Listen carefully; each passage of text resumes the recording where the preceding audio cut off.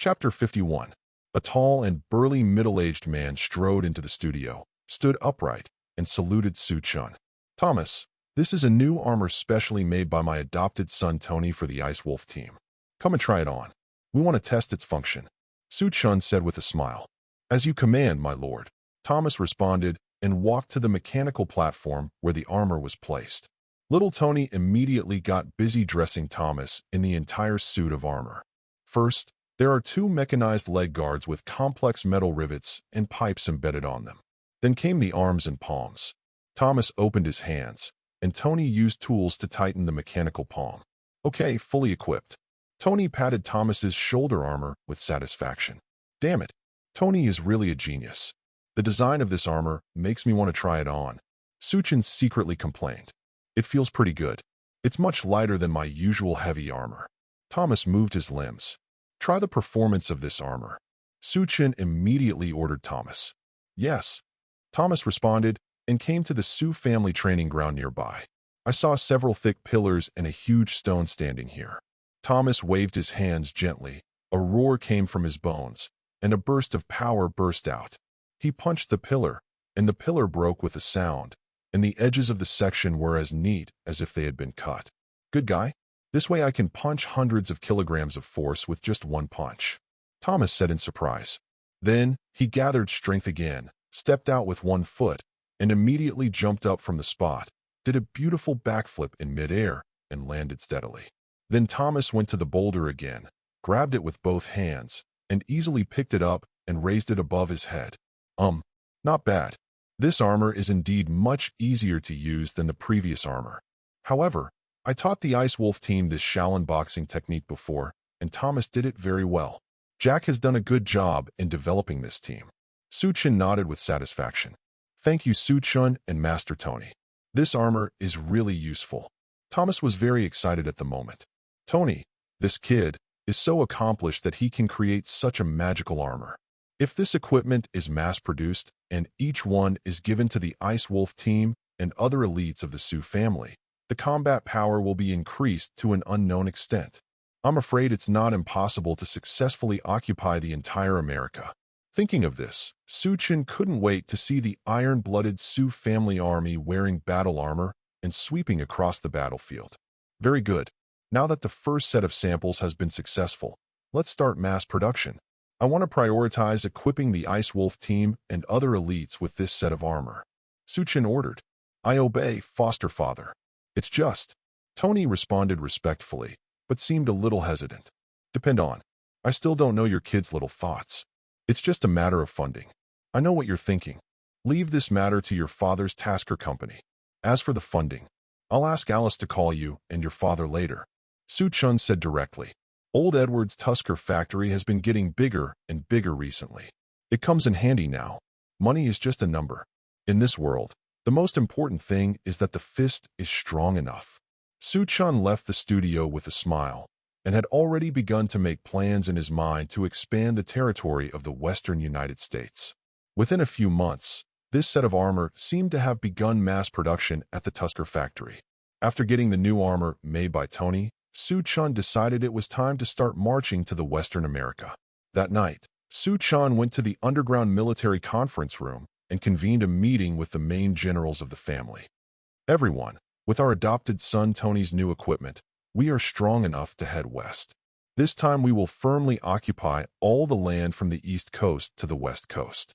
By then, America will belong to our Sioux family." Chen's voice was loud and powerful.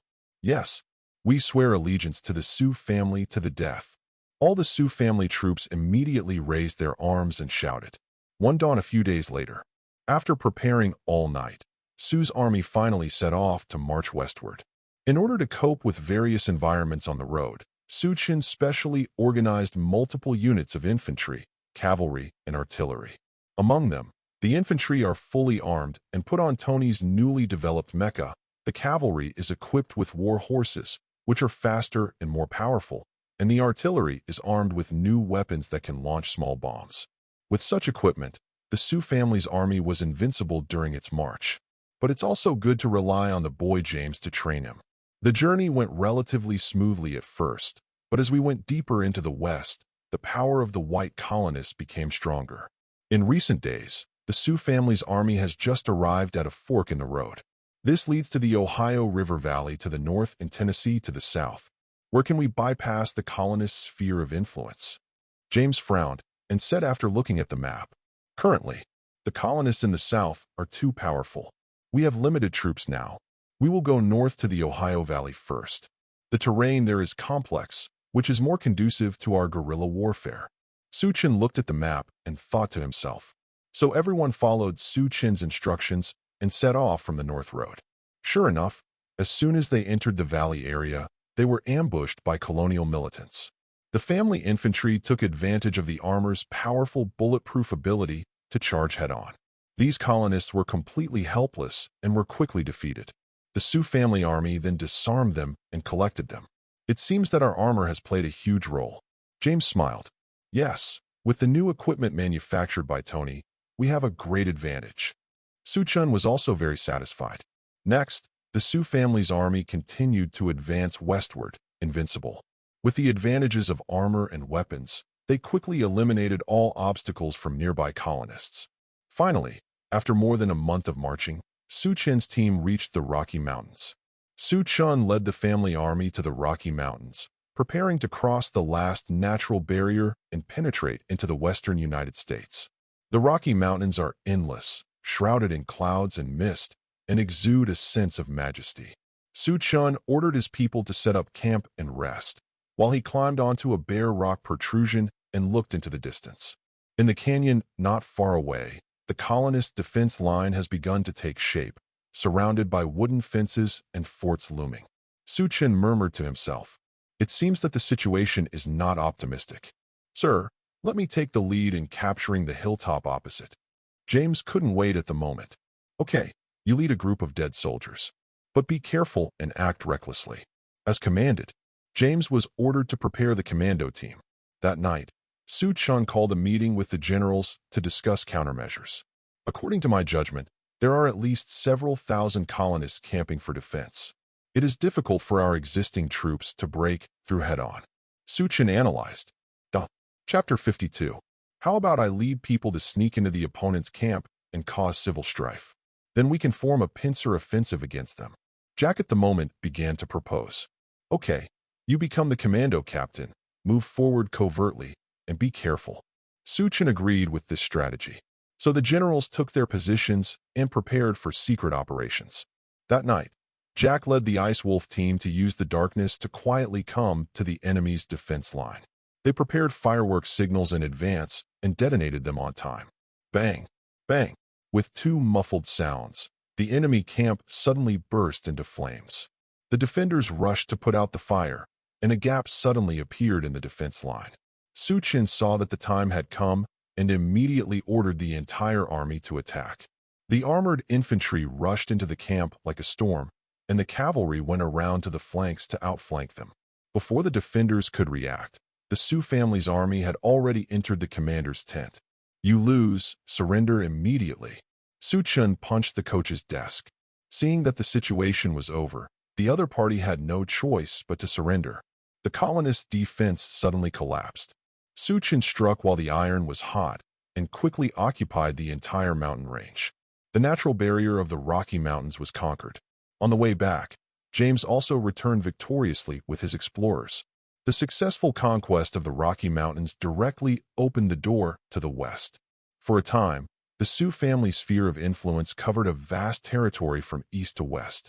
This was undoubtedly a heavy blow to the British Empire and the governments of surrounding countries. On the other side, Washington, the capital of the Colonial Federation, George Washington called an emergency meeting of important officials. "Everyone, the situation is serious. The Sioux family's power has penetrated deep into the interior, and we must take countermeasures." Washington looked worried. "Chairman, I suggest forming a federal army and allocating troops from various states to defeat the Sioux family." A general claimed, "Bullshit. Now the Sioux family is a family that all forces are vying to form an alliance with. At the moment we choose to form an alliance with the Sioux family directly, which is the best choice." Others seemed to object at the moment. Washington was also undecided and could only temporarily adjourn the meeting. In the early morning of the next day, Washington was pacing in his official residence in the capital in deep thought, his face still covered with worry. Immediately summon all governors to hold an emergency meeting. I have important matters to discuss. At this moment, Washington also summoned his deputy and gave instructions. Yes, sir. A deputy respectfully stepped down, and soon state representatives arrived one after another. Governors, I think you all know how serious the situation is right now. Washington looked around with a solemn expression. The power of the Sioux family has penetrated deep into our territory, and we must find a way to resolve this crisis. However, it is not a good idea to confront the Sioux family head-on.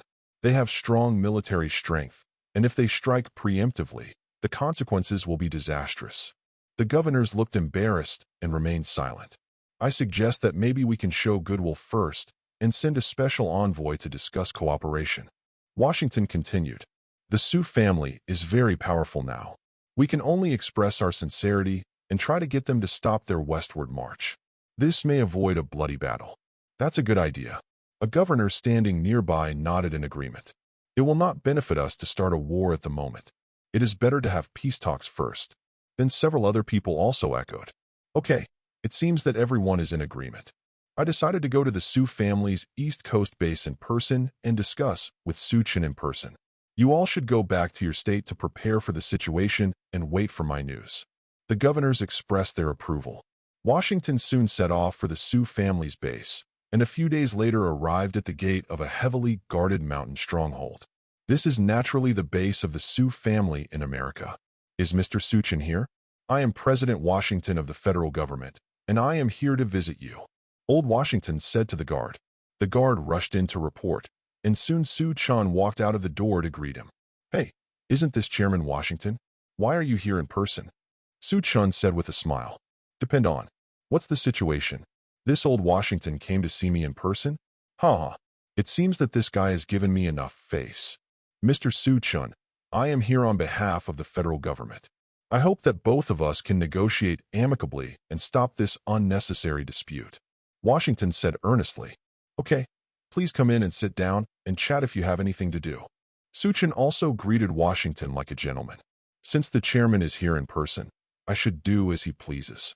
Tell me, how do you want to discuss it specifically? The two of them came to sit down in the living room of the Sioux family. Chen had someone serve tea, and the two of them greeted each other for a while. Okay, let me get straight to the point. We hope that you can stop moving westward and temporarily divide and govern the areas according to the original boundaries. The eastern part is definitely under your management, and I recognize this on behalf of the federal government. Washington said directly. Holy shit, this is a big deal. This is equivalent to the governments of all parties recognizing that Chen will have his own autonomous region in America. What a concept. It's equivalent to saying that Chen might be able to directly establish a country of his own in America in the future. Chen naturally couldn't let go of this opportunity. But now it's time to install it, and you still have to install it.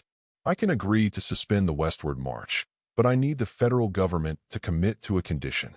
After hearing this, Chen pondered for a moment and nodded. Mr. Chen, just say whatever conditions you have. Old Washington also said directly. From now on, the Sioux family will provide equipment and resources to various governments. At this point, you have no right to interfere. Chen said calmly. This move was very risky for Chen. You know, this means that the Sioux family will become the largest arms dealer in the Americas. This is dealing in arms, which is what Chen did when he first came to this world. Controlling the supply of arms, the Sioux family is like the underground emperor of the entire Americas. Washington's expression changed. This condition was a bit difficult for him to accept. That's okay, but I can't guarantee that other regimes won't interfere. But forced by the situation, he could only bite the bullet and say it. Good, now that we've reached an agreement. I will order my Sioux family's army to stop advancing westward and each occupy the existing territory. Chen nodded with satisfaction. The two discussed some more details and then headed back to Washington. At the same time, Tony was busy in Sue's factory. He recently developed a lighter and harder alloy called adamantium. This alloy contains the rare element vibranium and is extremely strong. This was also Su Chen's biggest gain from his previous trip to Wakanda, which was the adamantium ore. Tony decided to use this alloy to create the second-generation Mark armor. This armor exoskeleton is entirely made of adamantium, so its defense is greatly improved. Come, let's take a look at my new work. In Su's manner, Tony said excitedly to everyone. Chapter 53. I saw a set of silver-white armor standing in the center of the manor yard, with a blue round energy core on the chest. I named it Mark II. Look at its function. Tony turned on the switch, and the armor's eyes lit up with blue light, and it floated into the air, drawing a perfect arc in midair, and then landed steadily. I'll go. Yes, it can actually fly. This is amazing, old Gino said happily. Not only that, I also upgraded its weapon system, Tony said with a smile. Everyone looked at each other and seemed to be very satisfied with the new armor. Su Chen was also watching this scene not far away. Holy shit, this really seems to be the prototype of Mark's armor. Although it is very different from the Mark 47 armor in my impression, but in this era, it is obviously very unusual to be able to achieve this level. If this continues, I am afraid that the Su family in the future will have the most top-notch technological equipment. Tony, you did a great job. I am very satisfied as a father. Su Chen walked over with a smile. Although Tony doesn't seem to have much understanding of martial arts, it seems that everyone is good at different areas. Father, this is how you always cultivate me. Tony also said respectfully immediately. Ha ha ha, this kid has learned to be glib. Cultivate a yarn. What do I know about technology? But as long as this guy continues to specialize in research, I'm willing to invest as much money as I have. Okay, stop talking so much, Su Chen said with a smile. On the other hand, since reaching an agreement with Washington, Su Chen temporarily stopped advancing westward. He returned to his base on the East Coast and began to seriously prepare for the birth of Baizi. Day by day, Emi's belly seems to be getting bigger and bigger. The birth of this child is of great significance to Su Chen. In other words, Su Chen's 100th son. Alice, I have decided to hold a grand celebration banquet for the birth of Baizi. You can make arrangements accordingly, Su Chen said to Alice with a smile. Okay, I'll start preparing now. Alice also said happily. Although this is Emi's child, Alice is Su Chen's first wife. I have always regarded Jenny and Emi as my own sisters. As for Su Chen's other concubines, Alice actually disdained them. However, Su Chen was very relieved about Alice, as he had dozens of concubines. The reason why the harem is not chaotic. It has always been because Alice is in charge. That's right, Alice. All family members need to participate, and we have to notify our tribe in the UK to come over. I want this celebration to shock the whole city. Su Chen said happily. Don't worry, just do it, Alice said with a smile. Ever since Su Chen finished explaining to Alice, Alice also immediately started busy. Not only see the layout of the estate in person, even candles and lanterns in every corner were lit up that day, making the entire manor shrouded in brilliant colors. A long table was set up in the garden, and she asked the chef to prepare a variety of delicacies and wine. The walls of the banquet hall were covered with congratulatory brocade banners. At the same time, Ilmi was resting in the garden villa in the front yard. I said, Emi, your belly looks so big. I don't know if it's a little prince or a little princess. Jenny said with a smile. I'm looking forward to it too. Emi gently caressed her swollen belly. I'm afraid the day is coming in the next few days. At this time, you just lie down and don't move around. Alice also came over and said concernedly. As the date approached, Su Chen began to become restless. A starry night. Su Chen was also walking alone in the garden. It's time to let go of recent family matters. Master Su Chen. Master Su Chen. A panicked voice came from outside the garden. Mrs. Ilmi is in labor, a servant said eagerly. Oh my God. Take me there quickly, Su Chen said excitedly. Su Chen then rushed to the villa in 3 steps and 2 steps, only to see that it was already surrounded by midwives and maids. Ilmi's moans could be heard in the house. Su Chen was also pacing back and forth anxiously outside the door. Harder, harder. The midwife's voice could be heard from time to time. After a long time, the baby's cry finally sounded, and Su Chen excitedly opened the door and entered. It's a young master, said the midwife with a smile. Very good. Su Chen cried with joy and carefully picked up the infant baby. My 100 sons, my 100th son. Su Chen was almost speechless with excitement. You know, your 100th son is of great significance. Su Chen has been waiting for this day for a long time. Firstly, it's because Emi finally had a child with Emi after not getting pregnant for so many years. Second, it's also because the reward for the 100th son must be generous enough. The system of many children and many blessings has been triggered.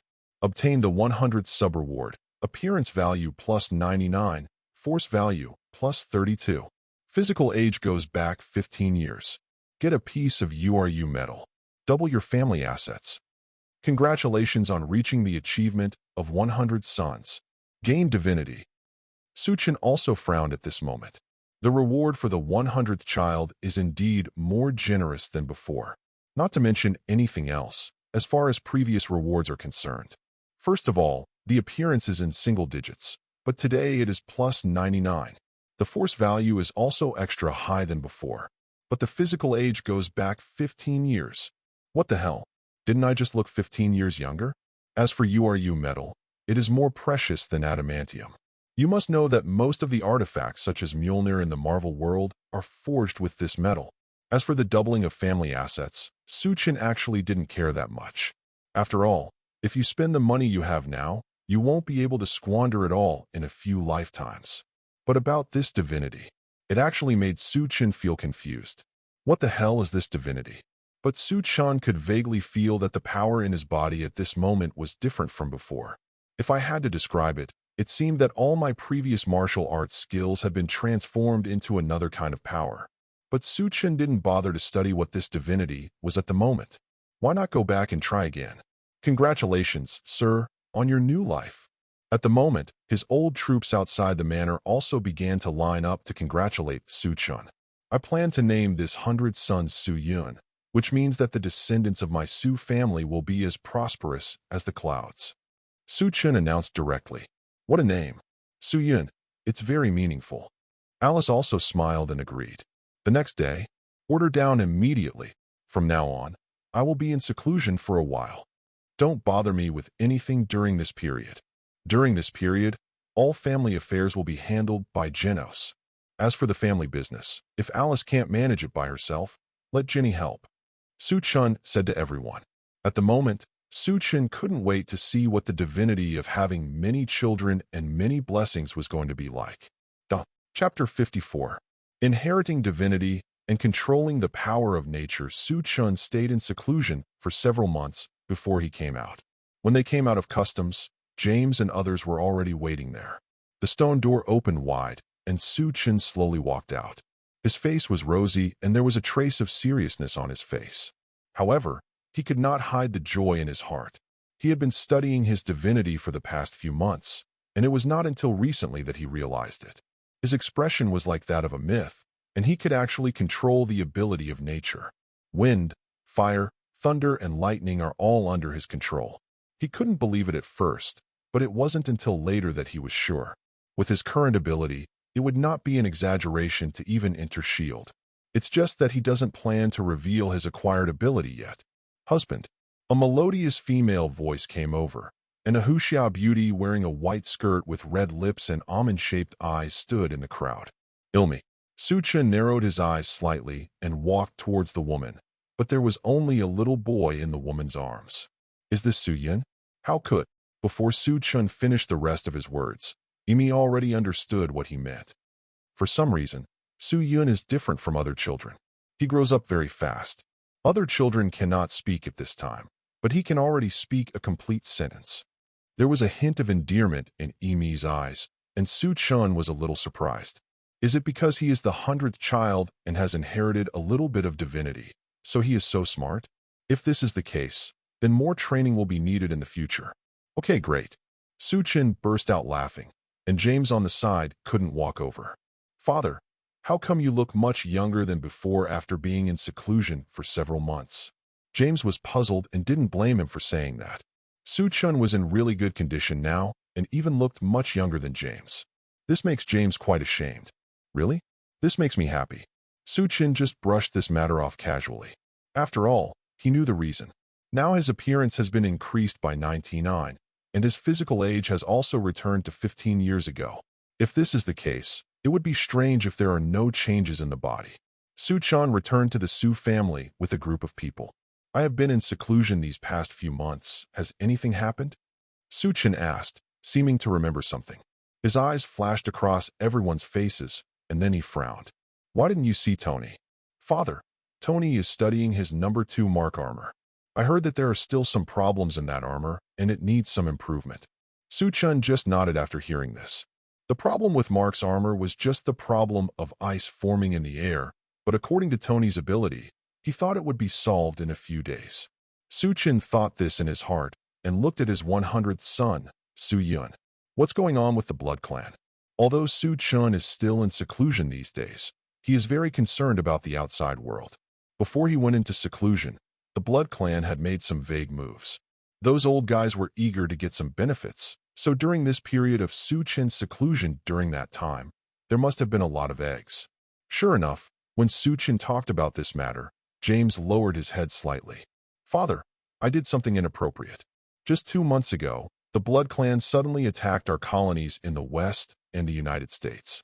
I was still at home at that time, so I couldn't get there. Although we have won that battle, the casualties were extremely heavy. The Blood Clan's ability this time is extremely strange. They seem to be able to recover from their own injuries. James looked serious. When Chen heard the last sentence, he looked at James fiercely. What do you mean? Tell me carefully. I heard the soldiers in the battle once said that in that battle, when they had clearly achieved a reversal of victory, those Blood Clans seemed to have received some kind of ability bonus, and they were able to rebuild in an instant. He stood up and his injuries were all healed, and it was precisely because of this that we went through that fierce battle. James naturally knew that his adoptive father was in seclusion, so he would leave these matters to him. So when he learned about this matter, although he was a little panicked, he still calmed down and dealt with these matters. As for the Blood Clan, he still couldn't understand what kind of abilities those Blood Clan had gained. So evil? Interesting. Suddenly there was a rumbling sound outside. What sound? Chen asked with some confusion, while James raised the corner of his mouth. If I'm not wrong, it should be Tony's fault, Alice said jokingly. She had been standing beside him since just now without saying a word. At the moment she spoke, her eyes lingering on Chen's face. Really? Then let's go out and have a look together. Chen stood up as he spoke, while Alice stood beside him obediently. So a group of people stood at the door of Sue's house. There was a crack of dawn in the sky, and a gust of wind blew by. Chen felt that the wind seemed to carry endless power.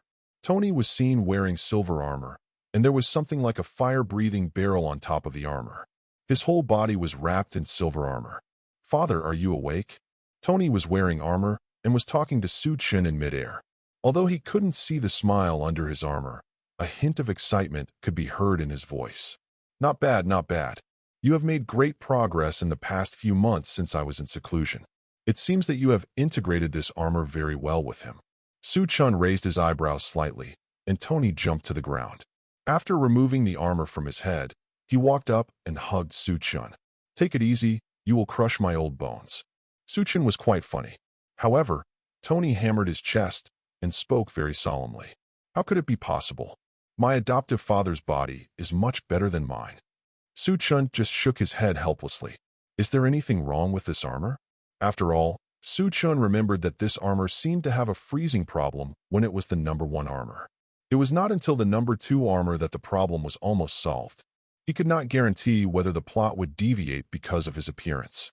There are no problems yet, but I haven't tried to let him fly to high altitudes yet. I want to test where his highest limit is. Chen knew that the crucial famous scene had arrived. Very good. Then you can try it now, and let me check it for you. After Chen agreed, Tony was naturally obliged to do so. Chapter 55. Mark Armor Number 2. Blood Clan is ambitious, I don't know why, but as long as Chen exists, there seems to be no fear in his heart. Maybe it's because there seems to be no problem in this world that Chen can't solve.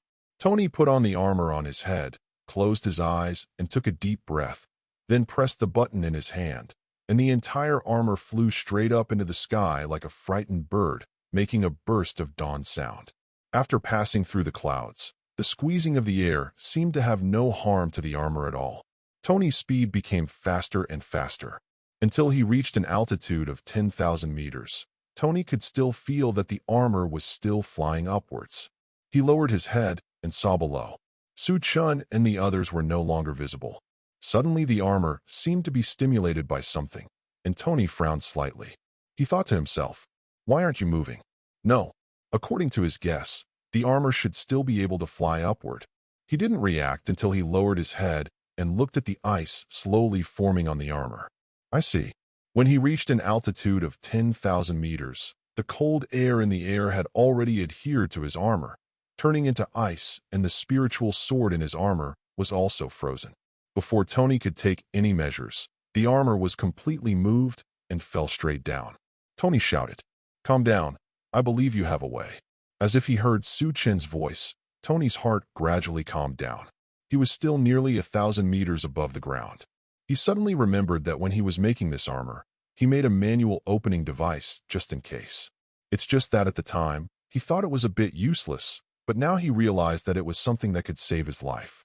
His hand slowly touched the back of the armor. 500 meters, 400 meters, 300 meters. The foster father is Tony. Save him. When everyone saw this scene, their hearts suddenly lifted. However, Chen frowned, and his heart was extremely calm. No, he will solve it himself. Chen said. The next second Tony punched off the ground. His hand finally touched the manual button. The moment he pressed it, the entire armor was reactivated, and the ice around the armor was melted. Tony stood on the ground, still a little shaken. Now do you know what the problem is? At the moment, Tony was sitting on the ground, looking a little pale, and his armor was in pieces. After all, the armor cannot withstand being tempered by ice and fire. Chen stood in front of Tony, looking condescending. I understand. I finally understand where the problem lies. Tony also returned to his usual excited look, and he ran towards his invention room like a madman. However, the next second he heard it, Chen shouted from a distance. The day after tomorrow is Su Yun's 100th birthday party. I need your armor that day. Can you do it before then? Chen clasped his hands behind his back, knowing that Tony could do it. The next second Tony smiled broadly and nodded. Everyone was shocked and speechless by this scene. Alice was not someone who had seen big scenes. She reacted after a while and raised the corner of her mouth towards Chen. Why didn't I know about the 100-day birthday party? Her tone was slightly questioning, but Chen didn't care. Su Yun is my 100th son. It shouldn't be anything to hold a birthday party for him. There was a hint of discussion in Chen's tone, but Alice didn't say anything, just hummed softly. Finally, he agreed that he would handle the matter well.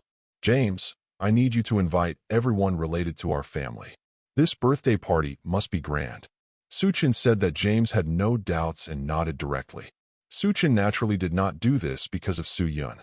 Another reason was that the Blood Clan had frequently offended them recently. He wanted to invite everyone over, and then embarrass the Blood Clan on the spot, and also give others a warning. Not everyone in the Su family could be provoked, and even the bad guys would dare to come up and have a relationship with them. A few days passed in the blink of an eye, and Chen had been practicing in seclusion in his room. I have become more and more proficient in controlling my natural abilities. He casually snapped his fingers, and the originally cloudless sky suddenly began to rain heavily. Since gaining divinity, his 50 has also become very agile. He could even hear Alice's voice not far away. What's going on? Is the weather bad recently? What should I do about this? Tomorrow is the 100th birthday party. Why is it raining at this time? Amy on the side frowned slightly, with a hint of worry in her tone. Alice just sighed. Don't worry, it looks like it will stop soon. Chen felt very pleased as he listened to the conversation between the two. Over the years, he has kept taking concubines, and now he has 100 concubines, but Alice is still doing her best. He thought that without Alice's help, he might not be able to do what he wanted to do outside. On the other side of the Blood Clan, Morbius had a serious look on his face. Damn Su family, do they really regard this place as their territory? It's so hard for our Blood Clan. Originally, our Blood Clan's territory was so big, but he forced us to live in this small area. Elder, is this really all we can do? Said a young man. I heard that Chen was seriously injured during the retreat. If that's the case, Why don't we attack the Sioux family in one fell swoop? The Sioux family's current strength would be vulnerable without Chen. Could it be that just relying on his strength? Wife, another man said. They all knew that the rise of the Sioux family was due to Chen's appearance. Now that he heard that Chen was seriously injured, he was naturally ready to take action. Is this true? When Morbius heard what the man said, he immediately looked at him. Of course we take it seriously. It was said by the people we specially placed in the Sioux family. Elder, just agree. Our blood clan can only fight to the death anyway, right? Morbius didn't speak, but his eyes became slightly firmer. On the day of the birthday party, all forces from all parties came. Even Logan and others came. When James saw Logan and Elizabeth, he quickly ran to them. Father and mother, I didn't expect you would come too. With a smile on James' face, Elizabeth stroked James' hair. Child, you have been with Linny Fu for so many years, and I have witnessed your growth.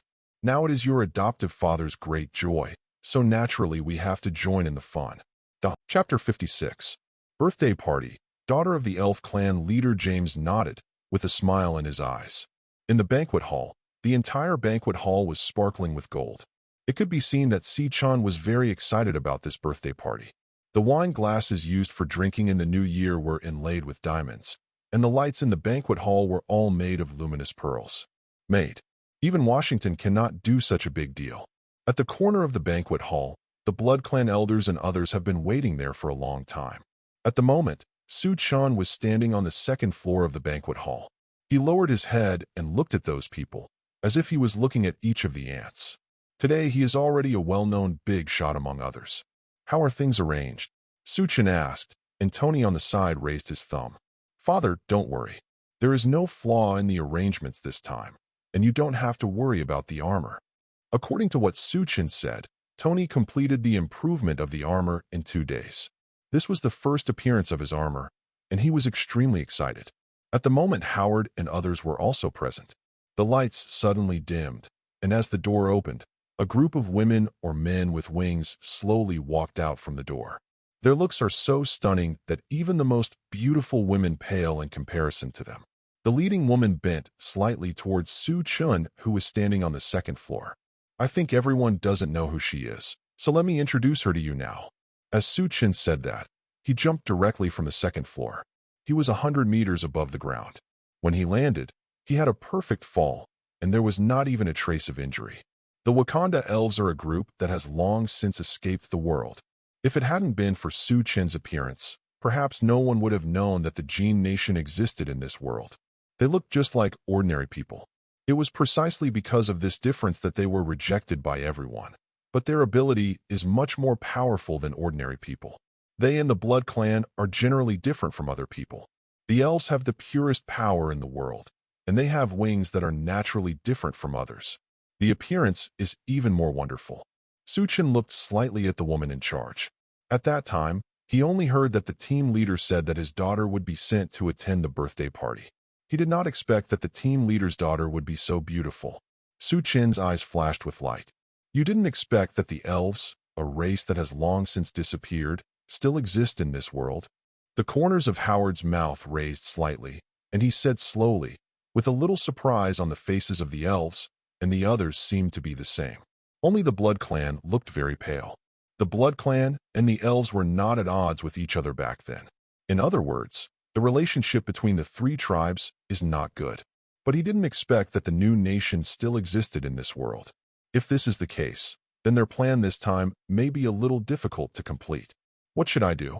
Elder, the young man had a trace of worry on his face, but Morbius standing in front had a trace of oak on his face. Don't worry, the Gene Nation has always kept aloof from the world, and they do not participate in any clan's battles. They are angels' wild race and yearn for peace, so even if we conflict with them, they will not take the initiative to attack us. Thinking about it, they came here just because of adamantium. If we really defeat the Sioux family, then the elves will cooperate and adamantium will be ours. Morbius couldn't help but laugh as he spoke, as if he had already thought of the scene at that time. When he thought of countless adamantiums, he couldn't help but smile.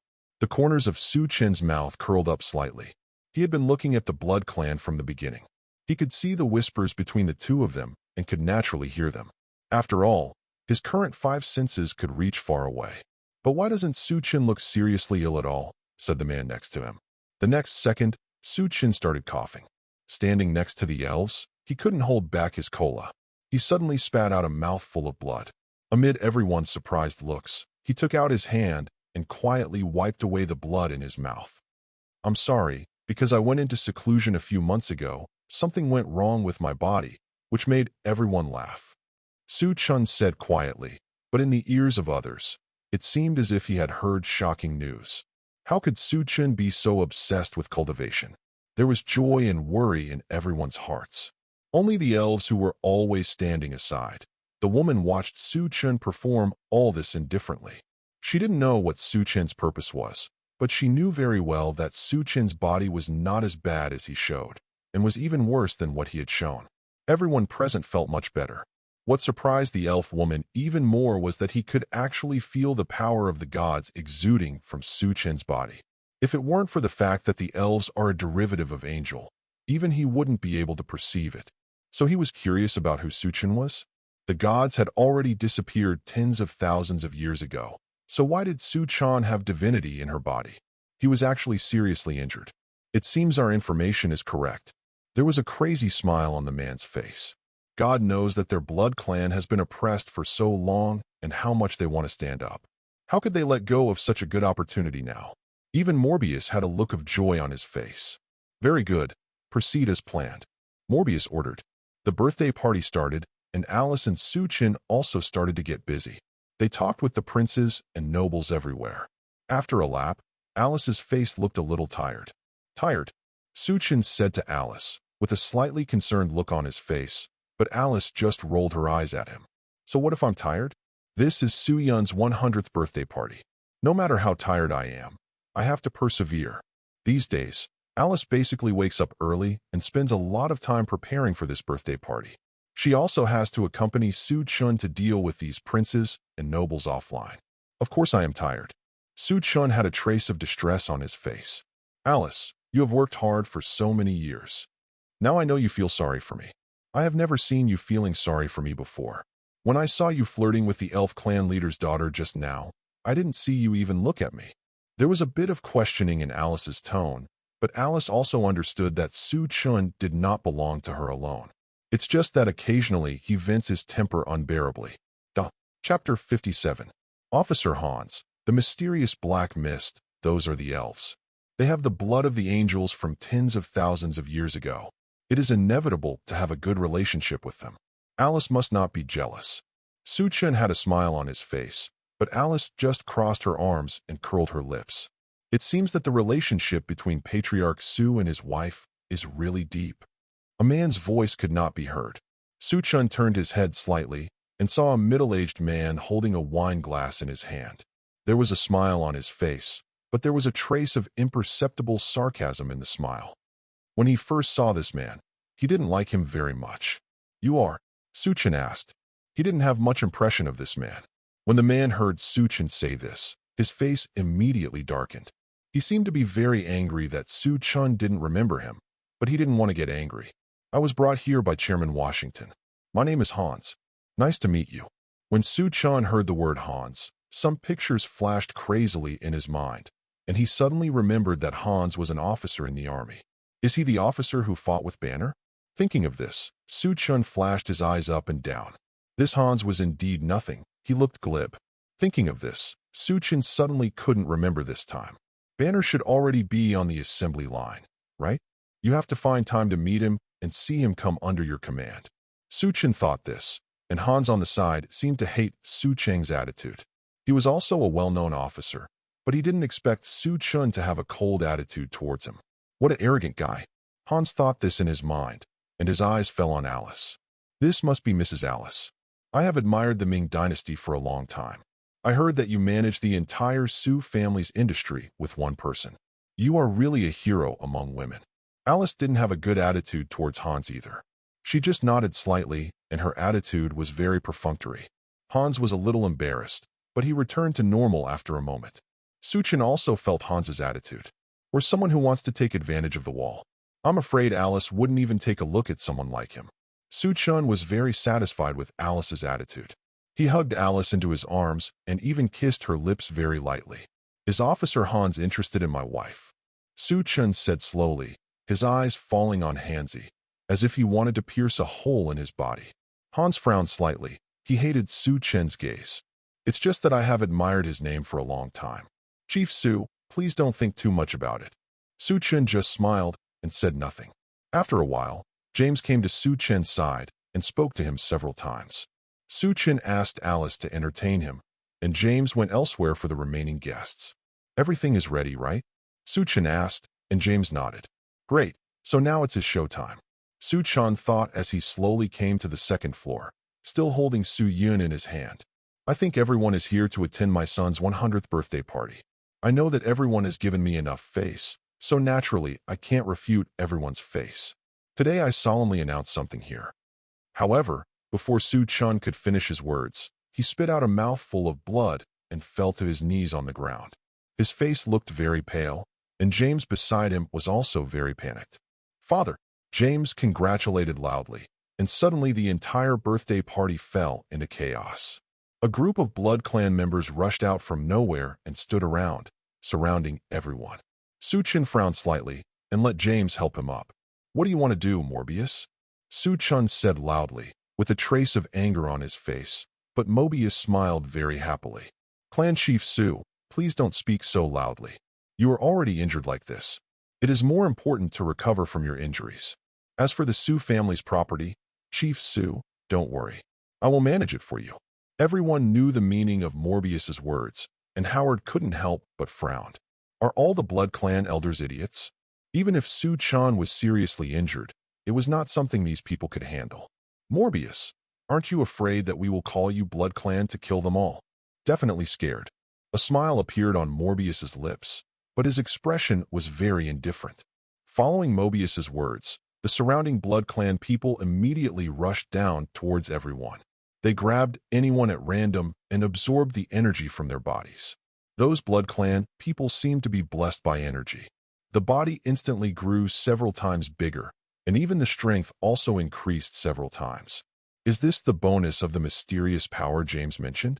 Su Chen wiped the blood from the corner of his mouth and thought, why didn't he remember that the Blood Clan still had such ability?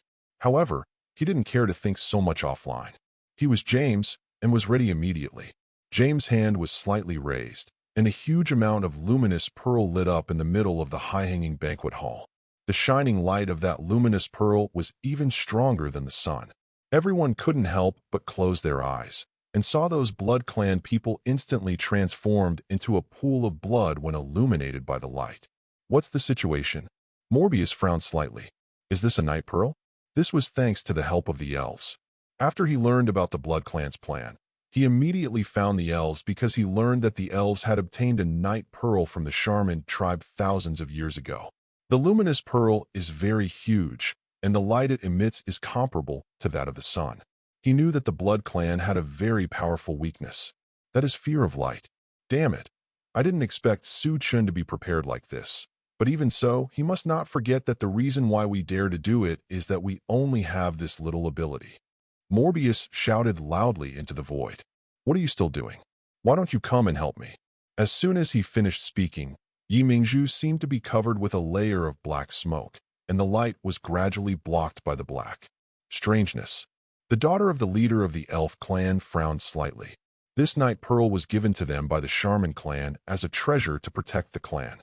It was also evidence of the friendly exchanges between the two clans. He has also seen Yi Mingzhu's ability before. It is indeed very powerful. How could it be obscured by this thin layer of black shadow? Something is wrong. The night pearl was blocked, and the entire banquet hall fell into darkness again. I saw that the Blood Clan people who turned into a pool of blood came back to life again. When everyone saw this scene, they couldn't help but feel pale. How so? Chapter 58. It's just a joke, but you take it seriously at the moment. Su Chen frowned slightly. It seemed that the resurrection of these people was absolutely related to this black mist. He asked James on the side, did something like this happen last time? James nodded immediately. He had already guessed it when the black mist appeared. The corner of Su Chen's mouth curled up slightly. He didn't expect that this Blood Clan was really capable. No wonder they dared to fight back so quickly. But even with the help of this black mist, Tony's #2 mark armor will never be affected in any way. Chen, you didn't expect that this day would come. The corners of Morbius' mouth curled up slightly. The Blood Clan were originally vampires, so they could see more clearly in the dim environment. Morbius twisted his neck. I didn't expect you to be so brave. Why did you see me injured? So you want to see if you can turn over? Chen raised his eyebrows. His indifferent attitude made Mobius very angry. After all, in Mobius's mind, Chen should kneel down and beg for mercy at the moment. No matter how powerful Chen was, what could he do now that he was injured?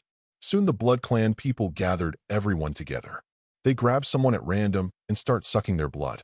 Those who were sucked screamed crazily, and before others could stop them, they fell to the ground like mummies. Are you, the elves, just going to watch them do evil things? A voice suddenly came from somewhere, and the elven woman just chuckled when she heard the voice. Why should I care? Aren't your elves a descendant of the angel tribe? Are you still going to stand by and watch this situation happen? The woman did not listen to this set of moral kidnappings at all. Although they were a derivative of the angel tribe, they did not inherit the angel tribe's kindness that transcended all sentient beings. I don't think you need my help. The woman spoke casually and looked at Chen, who was standing on the second floor. Those eyes were sparkling. Chen seemed to have noticed this line of sight. He lowered his head slightly and looked at the woman and slightly raised the corners of his mouth. The woman also smiled sweetly at him. She was very curious about how Chen would solve it. After all, the man who was able to get his patriarch father to agree to cooperate with him turned out to be no small figure, and judging from his attitude, it seemed that he had already expected this kind of thing to happen. However, the Blood Clan people are still making trouble at this juncture like idiots. I'm afraid that Chen won't give up. It's so terrifying in my territory. If word spreads in the future, my reputation will be very bad. Chen's face became slightly serious. He slowly raised his hand, and the power of the Dragon Kingdom from the mysterious East immediately poured out. Those powers wrapped everyone in them, and they were untouchable. If they touched them, they would be destroyed. At the moment, Mobius's eyes widened. What's going on? Aren't you injured? Mobius seemed very surprised, but Chen slowly took out a handkerchief from his pocket and wiped the blood from the corner of his mouth. It's just a joke with everyone. Why do you take it seriously? However, everyone was very sad. How could anyone be joking like this? It's almost like teasing them. At the moment, the Blood Clan people looked pale. This mysterious power of the Eastern Dragon Kingdom was simply too terrifying. The Blood Clan people had always had very strong vitality. But now, even if it is slightly touched by this power, it will be wiped out and no longer be able to form a word. How could they contend with such a powerful force? Chen, are you kidding me? Mobius also instantly understood what Chen meant. His face was pale, his hands were straightened up, and his eyes were filled with red bloodshot eyes. He didn't expect that in his military life, he would be deceived by Chen. It was also his fault that he was too impatient and wanted to pull Chen down. The Blood Clan had been suppressed for too long, and the resentment in his heart could not be eliminated. If he had been later, maybe this would not be the result. Morbius looked at the Blood Clan people around him. Give me everything. He said loudly that now they have no other way out. If they fail, they will succeed. According to Chen's character, if they fail this time, the entire Blood Clan will be destroyed. He couldn't afford such consequences, not even allowing myself to die here hastily. Tony, how long do you have to wait? James said slowly into the air and saw a silver armor falling slowly, kicking up a large amount of dust. Everyone couldn't help covering their mouths and noses and coughing for a while before looking up at the silver armor. There is a faint fluorescence on the armor, and it can be seen that it is made of adamantium. You know how precious adamantium is. Even ordinary nobles feel distressed if they use one piece. Unexpectedly, the entire body of this armor is made of adamantium. Tony, Howard on the side frowned slightly. He hadn't seen his son since the beginning and felt a little strange. He didn't expect Chen to force him to appear at this time. I'm not thinking about waiting for a while before appearing, so as to blind their eyes. Tony waved his silver fist. What is this? Mark armor? Someone in the crowd asked, and Tony said excitedly. God knows how much hard work he has put into this mark armor. Now that it is unveiled in front of everyone, he is extremely excited and excited. "What is the mark armor?" Someone asked again, but this time Tony didn't answer him. I saw those Blood Clan people rushing towards Tony, but Tony still stood there without moving at all. The most powerful thing about the Blood Clan is their minions. However, the outside of the mark armor was made of adamantium, so nothing could hurt those Blood Clan members.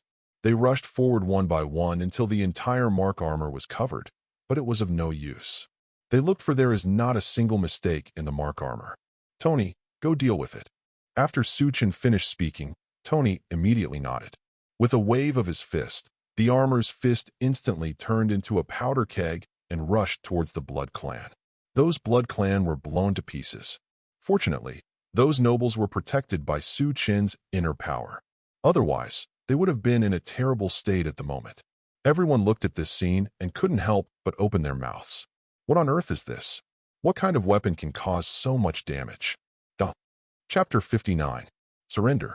Loyal believer, even in a very powerful place like Washington, it is almost impossible to use such a weapon.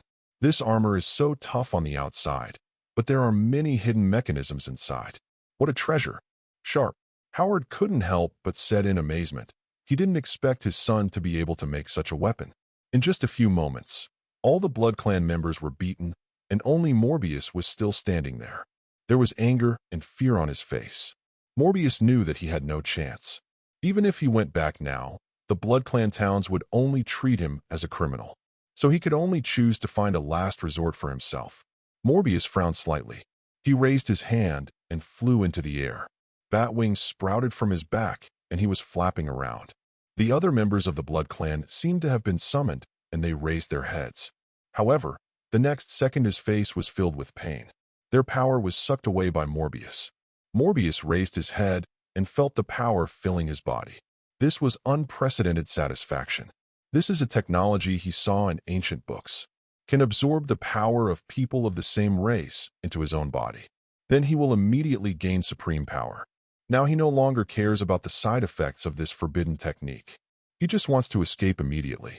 If he doesn't take action, Chen will never intrude on him. He has seen Chen's methods, which are not something ordinary people can bear. Huge amounts of tornado enveloped the entire banquet hall, disrupting all the chairs around it. The entire banquet hall was in a state of disarray. Only the nobles surrounded by the barrier were not affected. At the moment, Chen also frowned. Forbidden technique?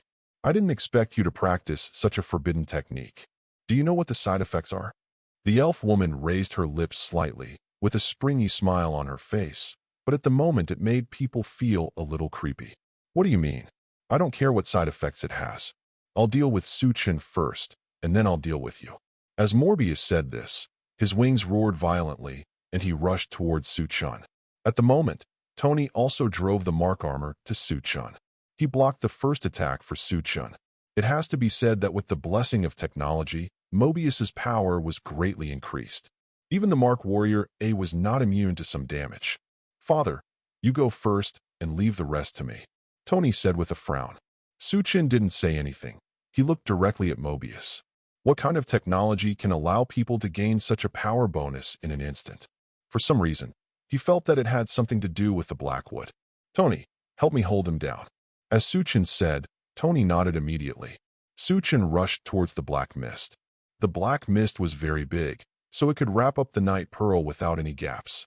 The closer he got to the black room, the more Chen felt that the power seems to have been reduced. Even then, the divinity in him seemed to suddenly become impatient when it encountered the black mist. He could feel the close connection between this black mist and divinity. Fleeing into the black mist, he felt the unparalleled darkness. He couldn't see his fingers, and even his mind seemed to be covered by the black mist. "Who are you anyway?" Chen looked at this dark space and asked, but the only answer he received was darkness. He couldn't care about so much at the moment. Chen closed his eyes, sat in the black mist, and released his divinity. In an instant, there were strong winds, thunder and lightning, and the whole land seemed to be in chaos. Huge amounts of power spurted out, and Chen frowned, feeling that the load on his mind was getting heavier and heavier. The black mist gradually dissipated because of the power of this god. Just vaguely, Chen seemed to hear a voice. Gritting his teeth, he couldn't listen to his heart. Hold your breath and concentrate. A woman's voice reached his ears, and he frowned slightly. Following the woman's voice, he held his breath and concentrated. The next second, he felt a very gentle force being transmitted to his body, repairing the damage in his body. After a moment, he opened his eyes, but what came into view was the face of an elf woman. That face was as beautiful as a fairy, without a single flaw, and her skin was like gelatin. At the moment, a pair of eyes were looking at him quietly, with a little admiration in them. Divinity, I didn't expect you to have divinity. No wonder I felt a mysterious power from you. The woman said slowly. His eyes were not as cold as when she first saw him, but at the moment there was a hint of excitement and surrender. Dear His Highness Chen, I will be your most loyal believer. The woman slowly bent down. The attitude of the woman with bright eyes changed so quickly that Chen didn't even react. After a while, he slowly stood up and he helped the woman up. What are you saying? Chen frowned. You should be the only person in this world who still has divinity. I think you should have heard that our nation disappeared thousands of years ago. But in fact, we are not a derivative of the angel tribe, and I am the only angel that exists in this world. Because of my excellent ability, I can see things that others cannot.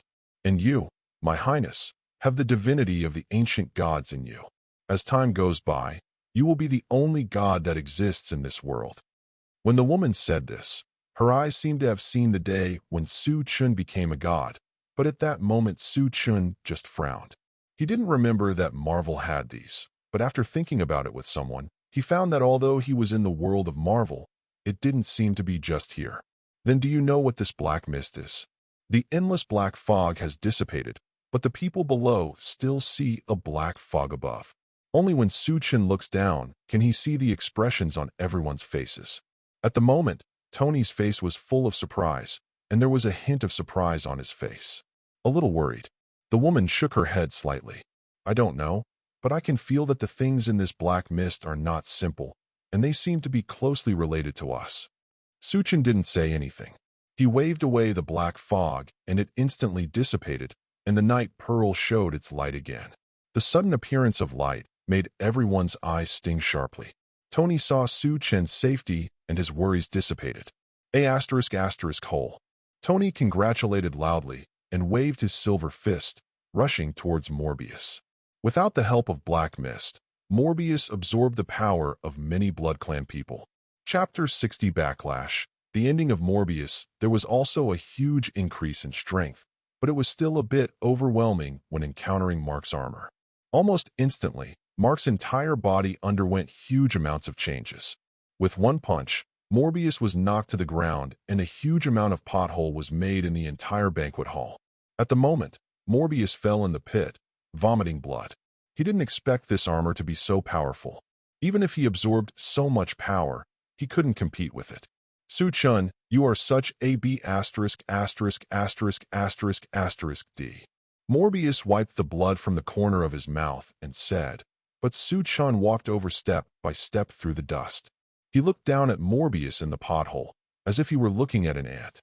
The person he is now is no longer the same as before. Mobius, it was you who betrayed our agreement first. Have you forgotten? Did you promise me anything? Your blood clan will not let go of my territory, and you have already had a tendency to break the rules before.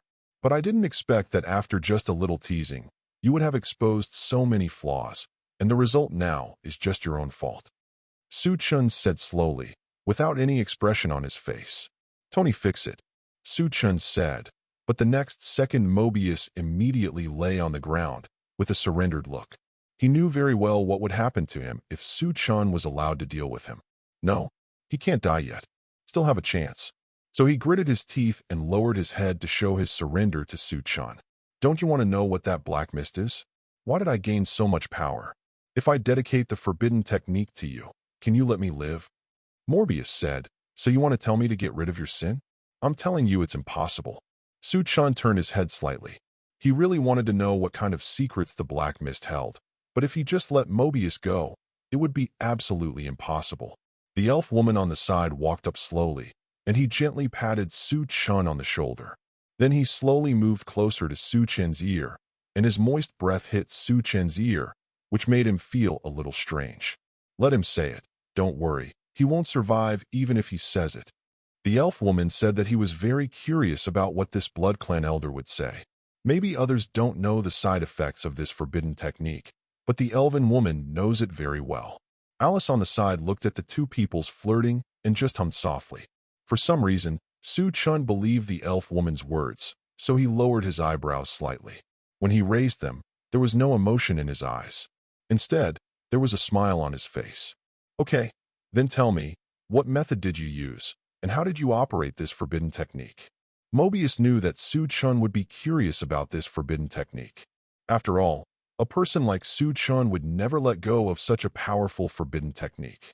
Even though he was anti-human, strong is powerful. So Morbius thought that his life was finally saved, and he stood up immediately. The next second his legs were broken, and he fell to his knees. Did I let you get up? Chen said slowly, with a smile on his face. That look was a bit creepy, and the people around him didn't dare to say a word, for fear that Chen would suddenly draw his anger onto them, and they would be like this Morbius. Chapter 60. Morbius said through gritted teeth, but he didn't dare to say the next words. I saw this forbidden technique in a secret book, and this secret book was written by me. Morbius wanted to say more, but it was as if someone had covered his mouth, and he could only whine. What happened? Chen slowly asked questions to the elf tribe woman beside him, while the Jin Ming tribe woman just curled her lips. You'll find out later.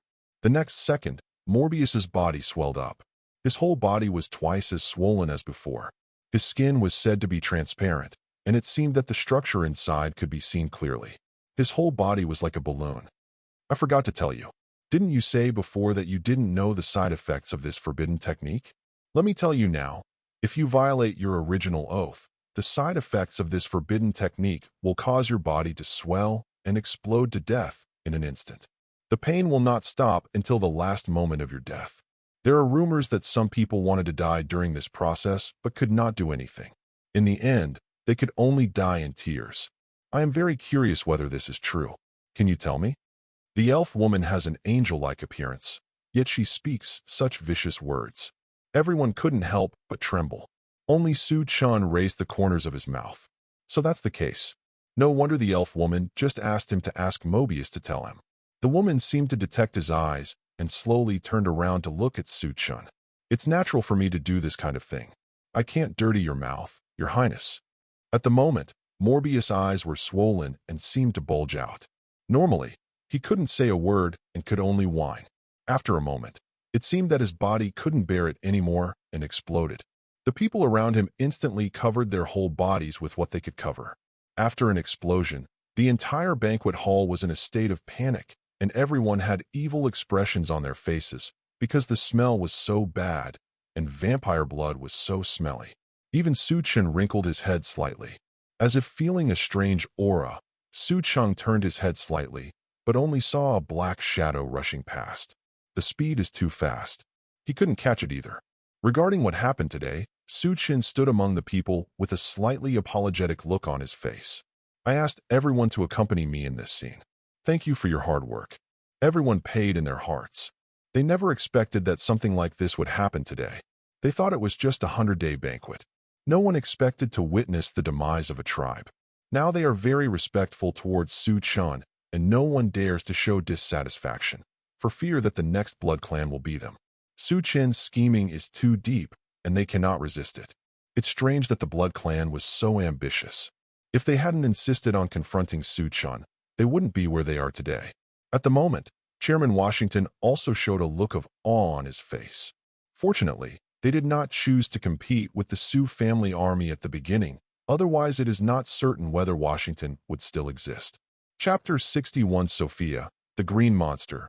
It's an honor for me to be able to resolve these matters for the Sioux family. Someone in the crowd said this, and other people agreed, wanting to make a fool of themselves in front of Chen and make Chen remember him. Thank you everyone, Hyon. In this case, it's time for our Sioux family to resolve some household matters. Why don't we all leave first? If you want them to come, then come. If you want them to leave, then leave just like tools. However, even if Chen said this, everyone did not dare to show any dissatisfaction and could only leave with a smile. Seeing those people, no matter how resentful they They still had smiles on their faces. Su Chun found it funny. Suddenly, he felt the sound of footsteps coming from behind him. Su Chun turned his head slightly and saw a man in military uniform standing behind him. Officer Hans. Su Chun had a smile on his face and nodded slightly towards Officer Hans. He seems to be very useful. Clan Chief Su, I still want to discuss something with you, Hans said, but his eyes were looking straight at the mark armor behind him. What's the matter? Su Chun asked, looking at the elf woman on the side. The elf woman seemed to have something to leave, but at the moment, she just waited quietly beside the two of them. It seemed that he sensed that the elf woman was in a hurry, so he just wanted to resolve these matters quickly.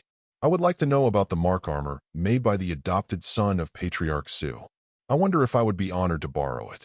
I think you must have heard about Hulk. Our army did an experiment before. This experiment was originally well done, but unexpectedly, the person doing the experiment turned into a monster-like person after accidentally injecting the drug. As soon as his heart rate increased, he would immediately turn into a green giant. He is very powerful. We want to find him, but he is hidden among the crowd, and even if we find him, we can't compete with him, so we want to borrow the mark armor. Hans told his purpose, and Su Chun at the moment quickly realized that he was talking about Banner. This Hans is not a good thing in the Marvel world. It would be strange if he could help him. Su Chun thought so, but his face was very polite. The mark armor only recognizes Tony as its master. No one else can control it except him. Su Chun said, but Hans seemed to be unaware of the meaning of his words and was still very excited. Let me try. Did I say you can't understand people? Isn't his meaning obvious enough? Mark armor only recognizes Tony as its master. You can't try even if you want to, let alone how can you spy on such a confidential thing? If you what kind of manipulation was done in the middle, so what should I do? Elf women also have a bad temper. Seeing that Su Chun couldn't get angry, he took the initiative to solve the problem for Su Chun. As expected, when Hans heard the elf woman say this, he immediately became angry. Clan Chief, Su hasn't said anything yet. Why are you interrupting here? How can I do anything? I just want to borrow it, Hans said. Su Chun remembered that in the Marvel world, Hans later became a monster like Banner, but he was not as powerful as Banner. He is a complete villain. There is no benefit in dealing with him. Su Chun thought this in his heart, and the expression on his face gradually became serious. Officer Hans C., I think I told you before that he is my distinguished guest. Please don't speak to him like this. Su Chun, as soon as he said these words, Officer Hans wanted to refute, but he didn't dare to say anything. He had to throw away his sleeves angrily and left. Unexpectedly, Su Chun ignored him so much and refused to let Washington go. In the eyes, a mere person from the Dragon Kingdom would dare to be so presumptuous. Thank you very much just now, Su Chun said to the woman from the Jinling Kingdom on the side, and the woman just waved slightly with an elegant smile on her face. It's just a little effort. I'm very honored to be able to help you, Your Highness. And please don't call me in the future. I guess I haven't told you my name yet. Just call me Safina. The woman said. Su Chun raised the corners of his mouth and then nodded. The two of them have now exchanged names. My father will talk to you about adamantium later. There is something going on at home now. I'm afraid I won't be able to stay here for a long time. I'm sorry, the elf woman said. Su Chun nodded slightly. After everyone left, Alice walked to Su Chun's side with a hint of resentment on her face. She looks really beautiful. As Alice said, the corners of Su Chun's lips curled up slightly to show that Alice was jealous, and he patted her shoulder slowly. Alice, thank you. Su Chun said that he knew that after he solved the matter this time, the remaining mess would have to be left to Alice. He felt deeply sorry, but he had to do so. What was more important for him now was to find Banner. Today, Banner and his wife have separated. Now he should be working on an assembly line. The time is about to come to that major event, and he can no longer be distracted by other things. Alice was stunned for a moment, and then a smile appeared on her lips.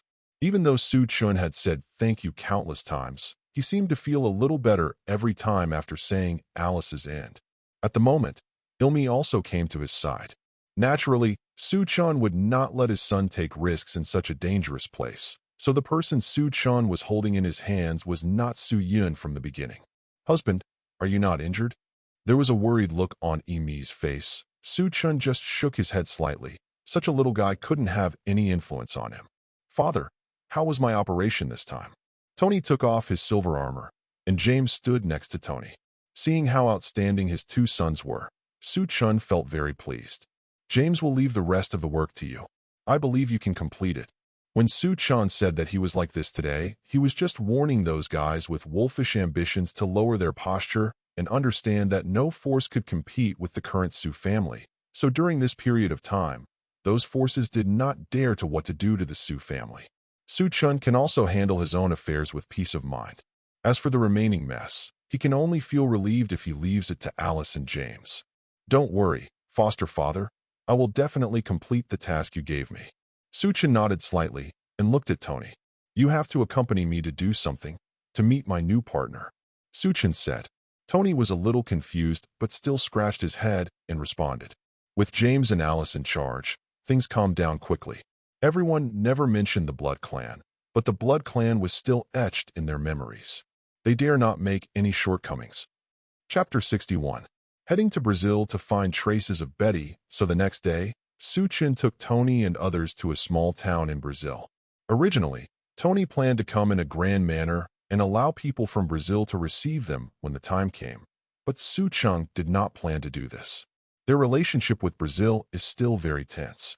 If they come here in such an arrogant way, it will be difficult for Brazil to think that they have intentions against Brazil. Instead of doing that, it is better to come over quietly, otherwise it will delay his arrival. So Tony didn't say anything. They came to live in a small hotel in Brazil. On the first floor, there was a lot of noise in the small hotel. They were sitting at a table eating, and the wine glasses were clinking. Father, where are we going? Tony frowned slightly. Compared to this noisy environment, he preferred to be alone and study the things he wanted to study. Go find someone. That person is very important to us, and even more important to you. Chen raised his head slightly and looked at Tony, and when Tony heard those words, his brows furrowed even more. Who? Chen just shook his head. The voices of the men behind them seemed to be drunk, so they were loud. However, they were strong, and no one dared to go up and remind them. What's more important is that they are wearing military uniforms. They are obviously people in the army. If they really offend people in the army, who knows what the result will be? So Chen also heard what those people said. I heard that the monster seemed to be found. General Hans was very angry and seemed to want to find it himself. It's not really a monster. He was also a scientist before he became a monster. What about scientists? You're not superior to others. You're being hunted by us, and you slapped your wife like that. You're really a loser. Those people were talking to each other one by one, but Chen heard the more critical information from them. It seemed that things had progressed to the point where Banner hid in the assembly line. Now Hans should go find Banner. Even that doesn't matter.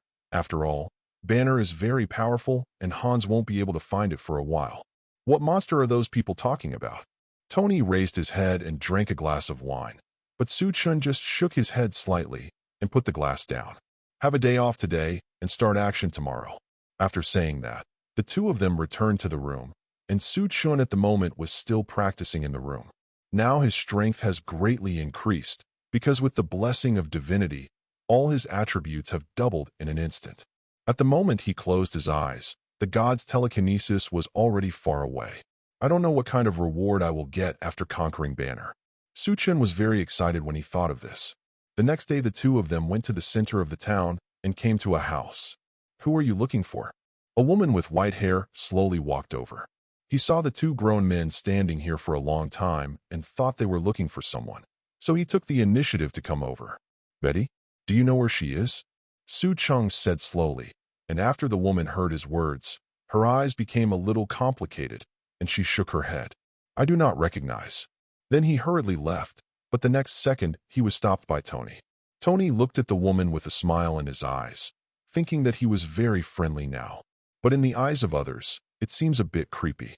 Do me a favor. You must know it by the look on your face. Don't worry, we don't have any ill intentions in looking for her. Tony said slowly, and the woman glanced at the two of them. I really don't know him. Don't worry, we are not looking for him for anything else, but for his husband. I know many people have been looking for him recently, right?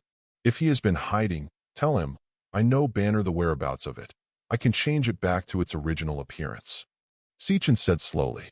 For some reason, he seemed to have an air of absolute surrender about him. When the woman heard Chen's words, he was obviously hesitated. After a while, he took a sip.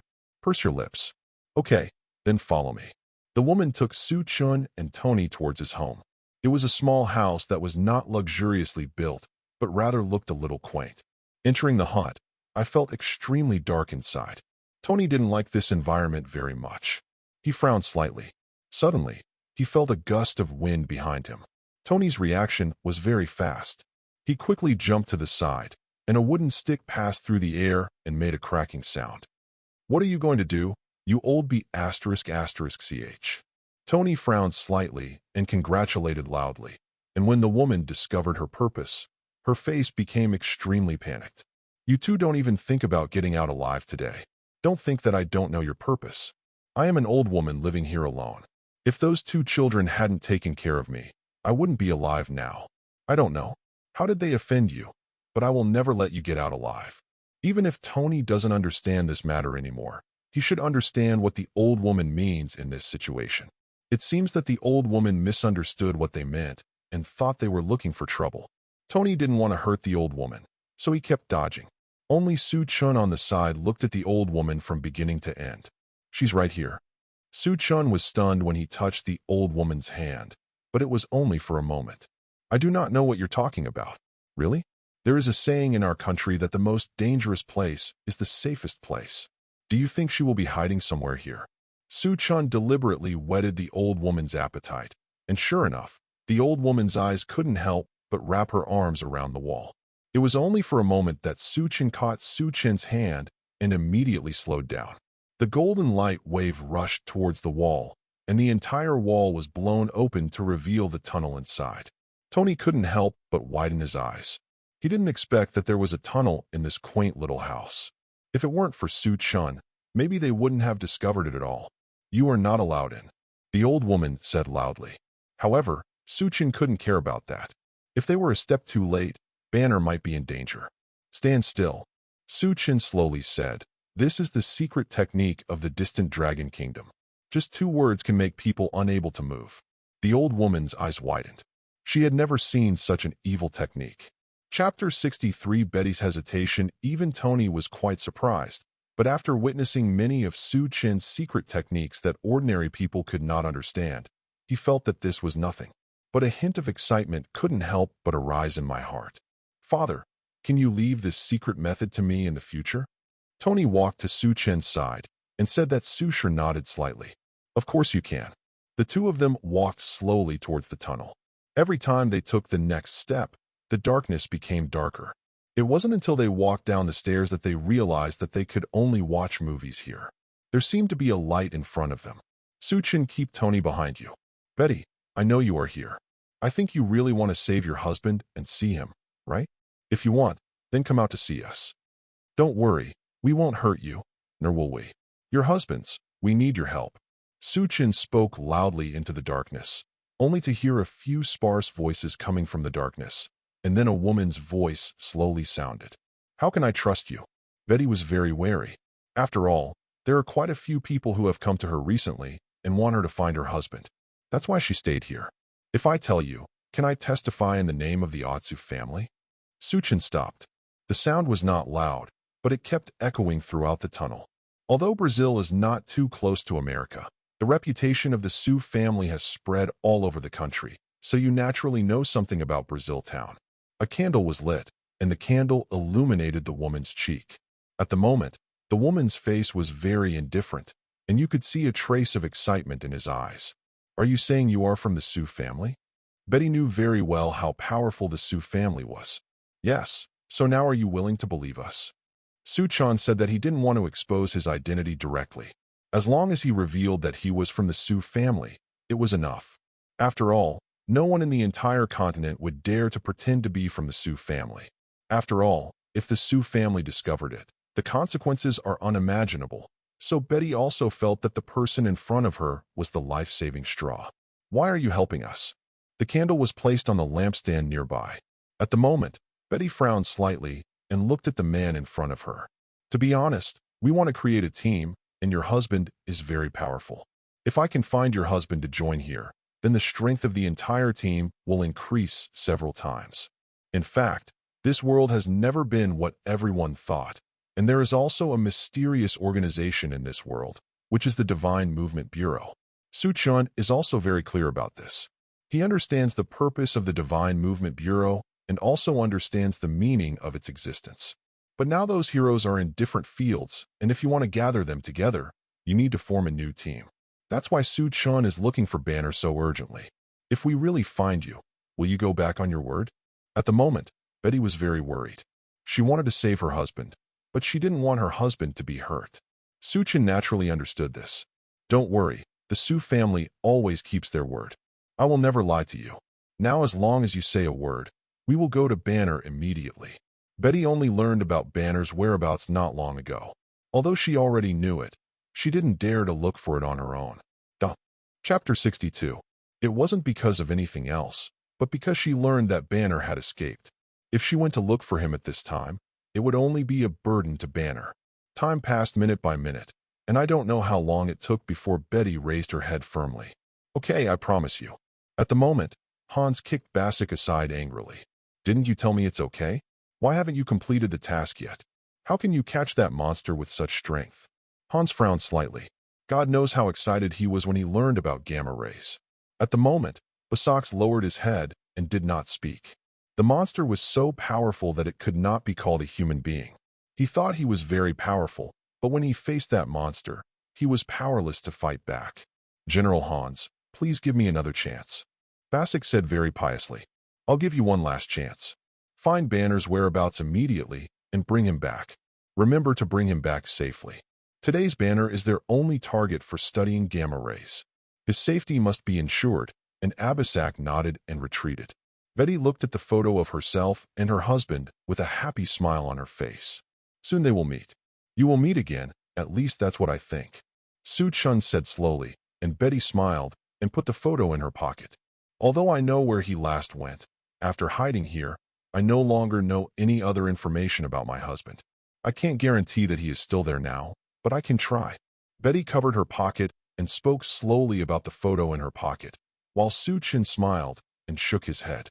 He definitely knew that the Banner at that moment was no longer at the original Brazilian border. He has already gone to see Dr. Lon. It's okay. I know where he is, but you know his situation very well. He can only stay sane when you are present. I hope you can comfort him then. Chen said that he could not hurt Banner, but Banner lost his mind when he became a hospitable person. If he couldn't take Betty with him, he couldn't guarantee that he wouldn't hurt Banner. I see. Betty said, do we really need an injection? Will there be any problems? In a laboratory at the moment, Banner was lying on the hospital bed, his eyes closed tightly, and his heartbeat kept beating. Don't worry, nothing will go wrong. Dana has found the doctor, and the doctor has developed a drug to control green cells, but he is not sure whether this drug will work. Banner really wanted to suppress the green cells in his body, so regardless of whether there were any side effects, he wanted to try it. But the machine at the moment worked, and Banner felt as if something had been injected into his body. He felt that the green cells were slowly turning red, and his heartbeat was beating nonstop, and his heart rate was very fast.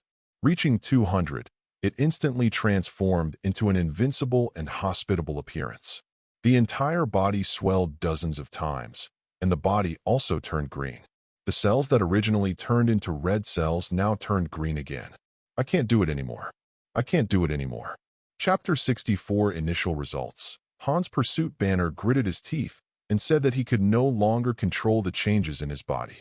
At the moment, the doctor was so frightened that he fell to the ground.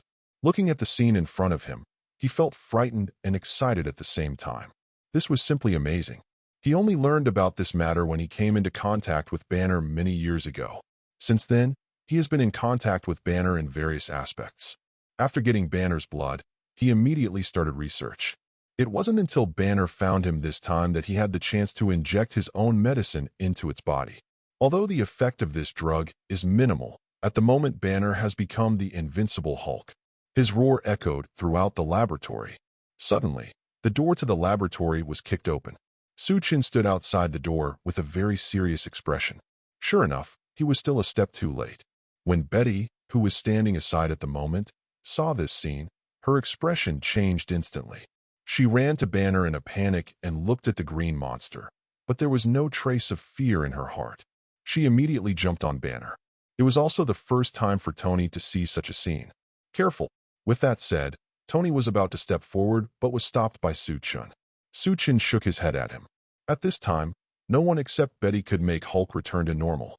He also believed that Hulk would never hurt her. Hearing the familiar woman's voice, Hulk's consciousness seemed to be pulled back for the last time. He looked at his face, which he thought about day and night, and seemed to be stunned for a moment.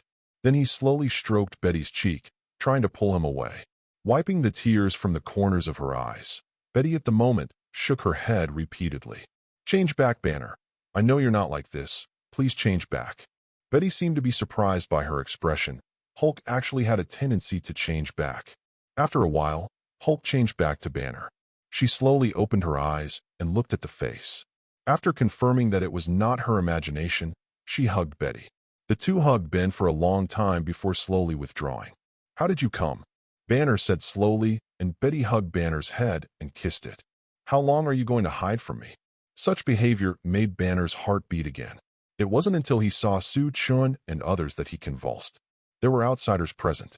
He hurriedly released Betty and then pulled her behind him, with alert eyes. Looked at them. "Who are you?" Banner is now very sensitive to contact from outsiders. "They brought me to you. Don't worry, they are good people," Betty said. Seeing that Betty had said this, Banner said nothing more. He slowly looked at the doctor with his brows, and then at the blood piled up in the laboratory. Those transparent tubes were all sent by Banner over the years. "Can't we destroy all these things? If those people get the serum, I'm afraid the consequences will be disastrous." As he said that, when the doctor heard this, he was relieved from the shock, and he immediately shouted, "No, I haven't finished my research yet. If these are destroyed, then my research can only stop here." He is a geek in the scientific research community and would never allow half of his research to be lost. However, at the moment, Banner's attitude was very firm. Only then did he realize how much damage the gamma rays had caused him, and he would not allow these things to fall into the hands of those people again. It was because he wanted to understand gamma rays that he let that thing enter his body, and he became such a human being. If the army really got these things, those soldiers would also become when it looks like this. It's really over. Speaking of which, only then did Chen remember the plot at that time. It was because these serums were not completely destroyed that it led to the birth of the leader and the so-called hatred. Now I want to completely prevent what happens next in order to destroy all the serum, so Tony on the side said, "Destroy this place." Pointing to 4 words, Tony immediately turned on the Iron Man state without asking anything. He was wearing silver armor and looked extremely crowded in the laboratory. Even Banner on the side was very surprised. The laser cannon kept firing at the wall, and the doctor on the side wanted to stop him, but Chen held him tightly. Suddenly a bullet hit Tony's armor. What followed were countless bullets. "Careful." Chen frowned slightly and said loudly, "It seems that Officer Hans is here." Tony also immediately came to Chen and blocked the bullets for him. Those ordinary bullets could not hurt Tony at all. Banner at the moment also had his heart rate reach 200 because of the sudden appearance of the bullets. The above has become a hospitable look. But at the moment he saw Betty, he still had a trace of consciousness, so he now blocked Betty behind him. Those bullets were like tickling Hulk. "Walk," Chen said. Then a monster and 2 people rushed out in an instant. They jumped from the tall building, but were unscathed. Only the doctor was left in the laboratory, shivering. Seeing that his results had been ruined like this, he was furious to death. Everyone left, leaving only the dilapidated laboratory. "Are you the one who has been helping Banner?" A man stood outside the defective laboratory. As a man would say, he had a gun in his hand and a trace of disdain on his face. Now Banner and the others are being chased by Officer Hans' men. The reason why he is here is because he knows that this doctor knows Banner's secret. Even though Banner has now become a monster, his strength is scary, and he also wants to have Banner's strength. "Who are you?" the doctor asked tremblingly. "You don't need to worry about who I am. You just need to know that I am here to help you. Don't you want to study Banner's body? Do you have his serum team? Inject me with his serum so that I will become, and for someone like Banner, how about you feel free to study transactions like mine?" When the man said this, the doctor was still trembling and a little scared, but now when he thought that he could study monsters like Banner at will, he became extremely excited again. He looked at the man in front of him and felt lucky for a while. From our intact serum. He had hidden it inside a long time ago, just in case. He didn't expect it to come in handy at this time. Looking at the green blood, Basic's eyes seemed to be shining brightly. He was lying on the dilapidated bed. Serum was injected into his body. Within a moment, he felt the change in his body, and instantly it turned into a hospitable green monster. Chapter 63. 62 In the backyard, Su Chen's house. Lu Xiaoyi followed Su Chen into the room and browsed around. Then her eyes fell on the table. Instantly, her eyes lit up. Click, rub, rub. I saw Lu Xiaoyi running over quickly and looking at the gramophone on the table in shock, her eyes full of surprise. Wow, gramophone. Su Chen, I didn't expect you to know music. Hearing this, Su Chen also looked towards the gramophone. A flash of doubt quickly flashed in his eyes. Why is there a radio in his house? But soon, Su Chen's doubts were overwhelmed by another thing. After doubting it, Su Chen remembered that in the original plot of the TV series, it was because of a gramophone that Lu Xiaoyi changed his views on Silly Zhu, and even gave birth to a child for him later. Now that the gramophone is in my hands, I know much more about it than I do. Speaking of which, in later generations, the gramophone is no longer a rare thing. Xieqi was interested because it appeared in a TV series. Therefore, he studied it for a while. Thinking of this, his eyes fell on Lu Xiaoyi. I have to admit that she is the daughter of the Lu family after all. At this time, Lu Xiaoyi is still an innocent girl with tender cheeks. Compared with her, Chen Huairu is not only a little bit behind. In addition, Lu Xiaoyi's family has been wealthy since she was a child, and she has known people of high status. Therefore, her temperament cannot be compared to that of Chen Huairu. In an instant, Su Chen had already made up his mind. Su Damao was not a good guy, and Silly Zhu was just a dog licker. He might as well take advantage of this moment to win Lu Xiaoyi's heart. After he had sorted out his thoughts, Lu Xiaoyi had already turned on the gramophone, and in an instant, music slowly flowed out of the gramophone. Bang, bang, bang, bang. The brilliant allegro music began to play. Lu Xiaoyi closed her eyes and indulged in it. The music gradually became soothing, and her mood relaxed. Suddenly, the rhythm of the music began to become faster, and the sense of power also increased significantly. Lu Xiaoyi opened her eyes and felt that she was becoming firmer with the music. Lu Xiaoyi didn't know what song it was, so she looked at Xieqi. This piece is really good. Thank you. Do you know which master's piece it is? Xieqi nodded and walked to Lu Xiaoyi's side with a smile. This is the Symphony of Destiny by Master Beethoven. It is his unyielding attitude towards fate, his persistence and struggle against emotions, and he wrote this piece when he was in pain. Lu Xiaoyi quietly acted as a listener, looking at the gramophone. Then, Xieqi spoke. You can lie down first, and I'll tell you about this piece of music while I massage you. Hearing this, Lu Xiaoyi nodded immediately and lay on the bed. Xieqi's hand fell on Lu Xiaoyi's body and began to massage. Lu Xiaoyi suddenly felt a strange feeling, and her face turned red with embarrassment. Immediately afterwards, Xieqi's voice sounded in his ears again. The first section of this piece is a brilliant allegro, which is like knocking on the door of destiny. The wish in your heart is beautiful, but after opening the door, you find that the reality is not so beautiful, but you should persist for the dream in your heart. Go down. The second section is a slightly faster andante. People are looking forward to a better life, and their sense of strength is gradually increasing, which means that people have begun to prepare their weapons and are ready to face all sufferings. This paragraph tells that even if the future is not so bright, people have confidence that they can overcome all suffering. The third section is allegro, which is also the most uplifting part of the piece. It shows that people are at war and have gradually overcome difficulties. They are cheering and shouting. Xieqi's words rang in Lu Xiaoyi's ears. Following Xieqi's voice, Lu Xiaoyi slowly closed her eyes. Such a picture seemed to have appeared in her mind. Tears slowly fell from the corners of her eyes. They were tears of joy and excitement after seeing the victory. Lu Xiaoyi was moved to tears. Xieqi saw this scene and was a little shocked. In the original plot, Lu Xiaoyi also cried, but it was because she was thinking of her own fate. But he thought that now Lu Xiaoyi cried because she was moved and because of her unique innocence at this age. Because there was a smile on her lips, it was obvious that Lu Xiaoyi was happy at the moment. Afterwards, Xie continued to tell Lu Xiao the last part. The last paragraph is the end of the struggle against fate, Allegro. This part is about people finally overcoming difficulties and having a better life. It also contains their yearning and longing for the future. When talking about this, Lu Xiaoyi just opened her eyes. The music in this part is cheerful and high-spirited. Lu Xiaoyi can feel that people's hearts are relaxed. The music continued slowly. Lu Xiaoyi looked at Xie, and Xie happened to look over at this time, their eyes facing each other, with silent affection in their eyes. In the end, it was Lu Xiaoyi who blushed with embarrassment and took the lead to look away. At the moment, Xie's hand happened to be placed on Lu Xiaoyi's breast. In that moment, Lu Xiaoyi couldn't help but snorted, and her face turned red like a ripe red apple. However, she didn't stop Xie. She closed her eyes and bit her lower lip, her heart turbulent.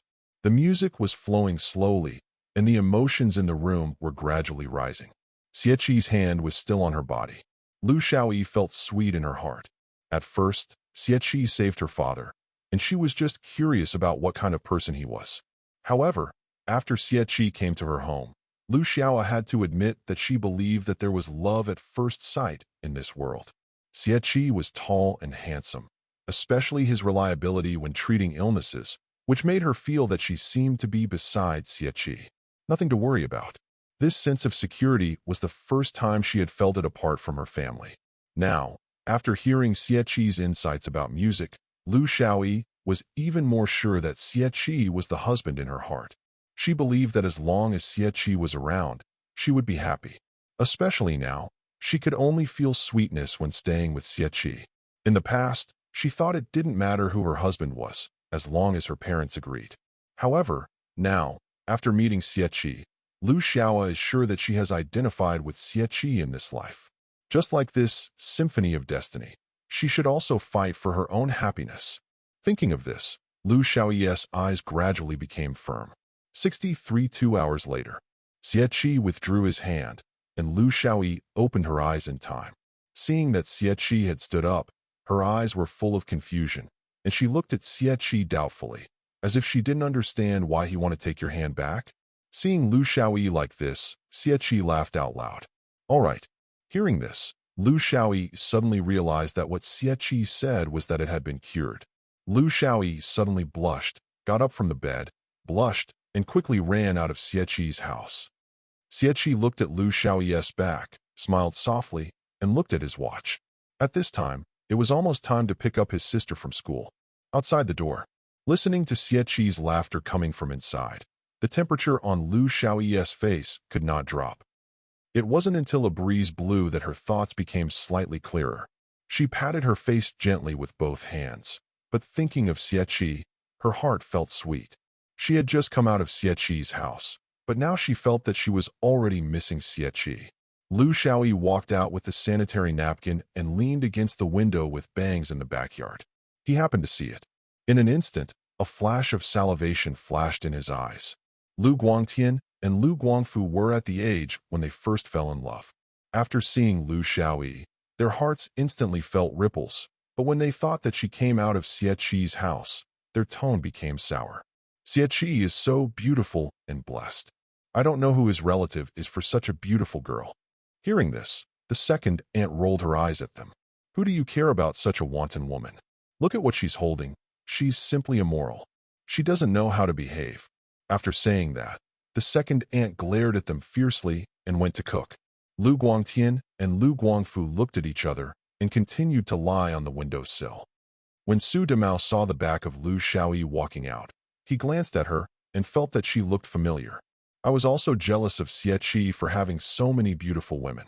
However, the more I thought about it, the more something was wrong. Suddenly, Su Damao suddenly patted his thigh, his pupils dilated to the limit. Ouch! Isn't that Lu Xiaoyi? Thinking of this, Su Damao didn't have time to think anymore. He picked up the sanitary napkin he just bought and chased Lu Xiaoyi.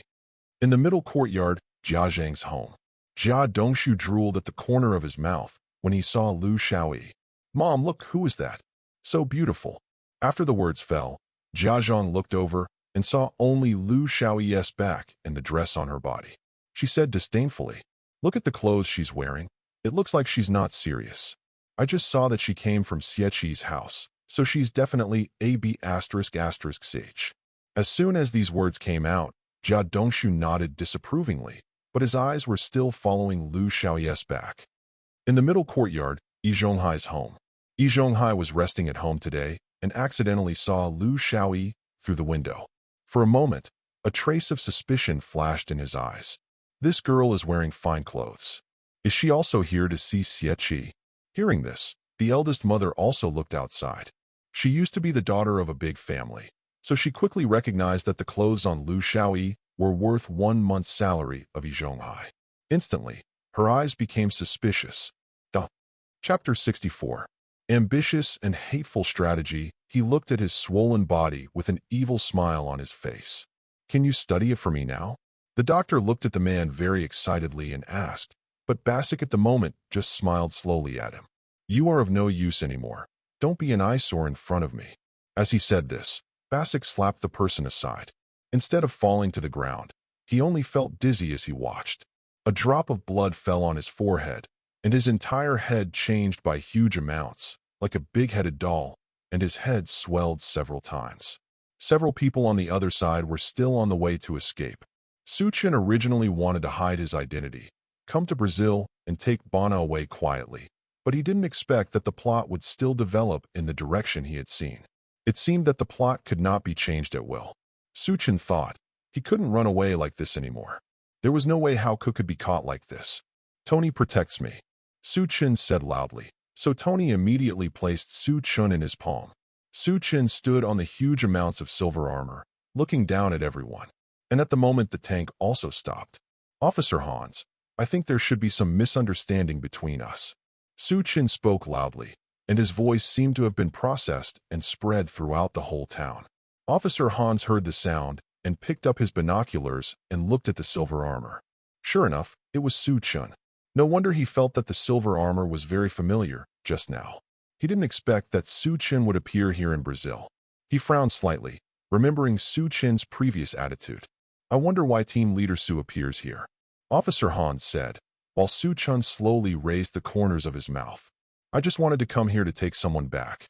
I didn't want to cause such a big thing. I think, Officer Hans, you are a smart man and you should know who the person I want to take away is. Why don't you give me some face? Let me take people away." As Chen said, Officer Hans clenched his fists tightly. He knew how powerful the Su family was, but if Chen's family was really taken away, he would want to study Gamma again in the future. It is probably impossible for the ray to be directed at one's own country's army. "Team Leader Su, although your Su family has a great cause, I am not a person who is greedy for life and afraid of death. What is your explanation for the fact that people from your Su family appeared in our territory of base today? You want to take away my people from base. What's the explanation? I'm afraid this face is not something I can give if I want to." Officer Hans still remembers what happened at the banquet, so naturally he won't give Chen a good look. What's more, it was Chen Li who went to the border of Brazil on his own initiative this time, and now he wants to take away such an important person. He probably guessed that Officer Hans would not agree. It's just that he didn't intend to let Officer Hans agree. The reason why he said this was just to prepare for the next battle. "Father, stop talking nonsense with him and let me do it." Tony is young and energetic now, and his character can be described as very reckless. Chen sighed. It seemed that the matter could not be reached, and the only way to take Hulk away was to fight. Just when everyone was in a stalemate, the sound of huge amounts of bombing came to mind. There was a sound of earth shaking not far away, and a green monster of the same size as Haku was seen flying from a distance. Is it hatred? Chen's eyes widened suddenly. He clearly remembered that all the serum had been destroyed. Did the doctor hide it separately? He thought so in his heart, and the hatred at the moment has come to Hozak's side. He has now become a monster and cannot have Basic's thoughts at all. The only idea is to defeat Hulk. Officer Hans saw the monster's expression changed instantly. What's going on? He immediately shouted loudly to the people beside him. It seems to be Basic.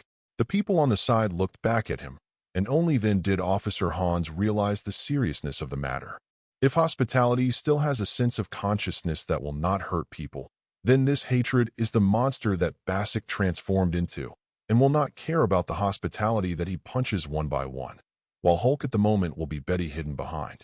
Go help Hulk, Su-Chen said. So Tony took Su-Chun in the direction of hospitable. Because the gift at the moment lost all its sanity, it gained the full power of gamma rays. It was more powerful than Hulk, hospitable. While resisting the hateful attack, he also had to protect Betty. I saw a flying stone scratching Betty's cheek, and blood flowed out. Hulk, as if he had seen something terrifying, he hammered the ground angrily, and the entire ground shattered. At the moment, Hans also understood how wrong he had done. He ordered all the tanks to attack Abomination. Countless missiles hit Abomination's body, but to no avail. His skin was as hard as a city wall. It can't be beaten at all. Hole. Hulk said slowly. He took the opportunity to grab Abomination's neck and beat it wildly on the ground. The fight between the two monsters affected the surrounding buildings. Su-Chun could no longer take care of so much. He closed his eyes and released his power. With the blessing of the nerves, its barrier expanded to a wider area. Now the entire barrier can isolate those buildings. Come on. With Su-Chen's help, Hans breathed a sigh of relief. Tony wanted to step forward, but was stopped by Su-Chun. Su-Chen remembered that during this battle, Hulk gained the ability to control his body. So he absolutely cannot stop this fight. So the two monsters collided with each other, and gradually Ho-Ho was at a disadvantage. He was beaten so hard that he couldn't fight back, leaving Betty beside him crying heartbrokenly. When the witness was disgusted and wanted to take action against Betty, Hoka finally regained his consciousness and ran to Fei Di's side like crazy. The next second, Betty was rescued on the helicopter, and the attack of Abomination also fell on the ground. Abomination saw the helicopter and was extremely angry. He grabbed the helicopter and smashed it towards the ground. Gasoline erupted instantly. Hulk was P***********D. Hulk attacks. As soon as the word hospitality came out, two heavy fists hit the ground. He rushed towards Abomination, then grabbed the thorn of Abomination and pulled it out fiercely. The face that hates pain is ferocious. But unable to resist, Hulk immediately used the iron chain and tightly wrapped the abominable neck. Just when he was about to end the gift's life, Betty yelled at him from the helicopter, not wanting Hulk to become a real monster. Hulk finally stopped his actions because of Betty's shout. He knew too well how dangerous he was now and could not stay here any longer, so he left without looking back, leaving only Betty shouting behind him. Called his name. Chapter 66 Prince. Beautiful little princess, Sophia. Betty wanted to catch up, but was stopped by Su-Chen on the side. Betty couldn't disturb him now. Don't worry. He will be fine and will come back to you. I wonder if what Su-Chen said before was verified one by one. So at the moment, Betty felt a lot more relieved when she heard Su-Chen said this. He could only watch Hulk helplessly and run away, with tears in his eyes. Eye circles rolling. A man crawled out of the dilapidated helicopter, and that man was Officer Hans. He watched all this with regret in his heart. Originally, he just wanted Hulk to come back to study his gamma rays, so that the army also has such extraordinary strength, but it didn't expect that it would cause all this. I dare not think about how the hatred would destroy this place without Hulk. The whole of Brazil will be in ruins because of his mistakes. Officer Hans, are you okay? Su-Chen led Tony to Officer Hans' side and asked politely. Officer Hans raised his hand slightly and calmed down for a while before raising his head. Su-Chen, thank you. Officer Hans expressed his inner gratitude. If it weren't for Su-Chen, maybe he would have made the mistake by now. Su-Chen didn't speak, just lowered his head and smiled softly. After this incident, the Brazilian military immediately announced the matter about Hulk and made Su-Chen a prince. This incident caused a sensation throughout the West. After all, Su-Chen was only a native of the Dragon Kingdom, and he was actually named a prince by the Brazilian military. You must know that there are only a few people who have been named a prince, and none of them can get it unless they have made great contributions to the country. At the moment, Su-Chen was sitting in a luxurious palace, holding a golden cup in his hand and drinking tea one mouthful at a time. At the moment, the Brazilian princess was sitting next to him. After hearing about Su-Chen, the Brazilian princess admired him very much, so she came without hesitation despite anyone's resistance. This ordinary town was just to see Su-Chen's face. However, the moment he saw Su-Chen, he was very surprised. Was this person really nearly 30 years old? He obviously looks like he is only 20 years old. She even looks about the same age as the little princess. How about it? The little princess had a happy smile on her face. This was the tea she had specially asked her father to send from the Far East. Chen was slightly surprised when he saw the tea. After all, he had never tasted this tea in the West for so many years. Chen narrowed his eyes slightly and nodded, with a smile of relief on his face.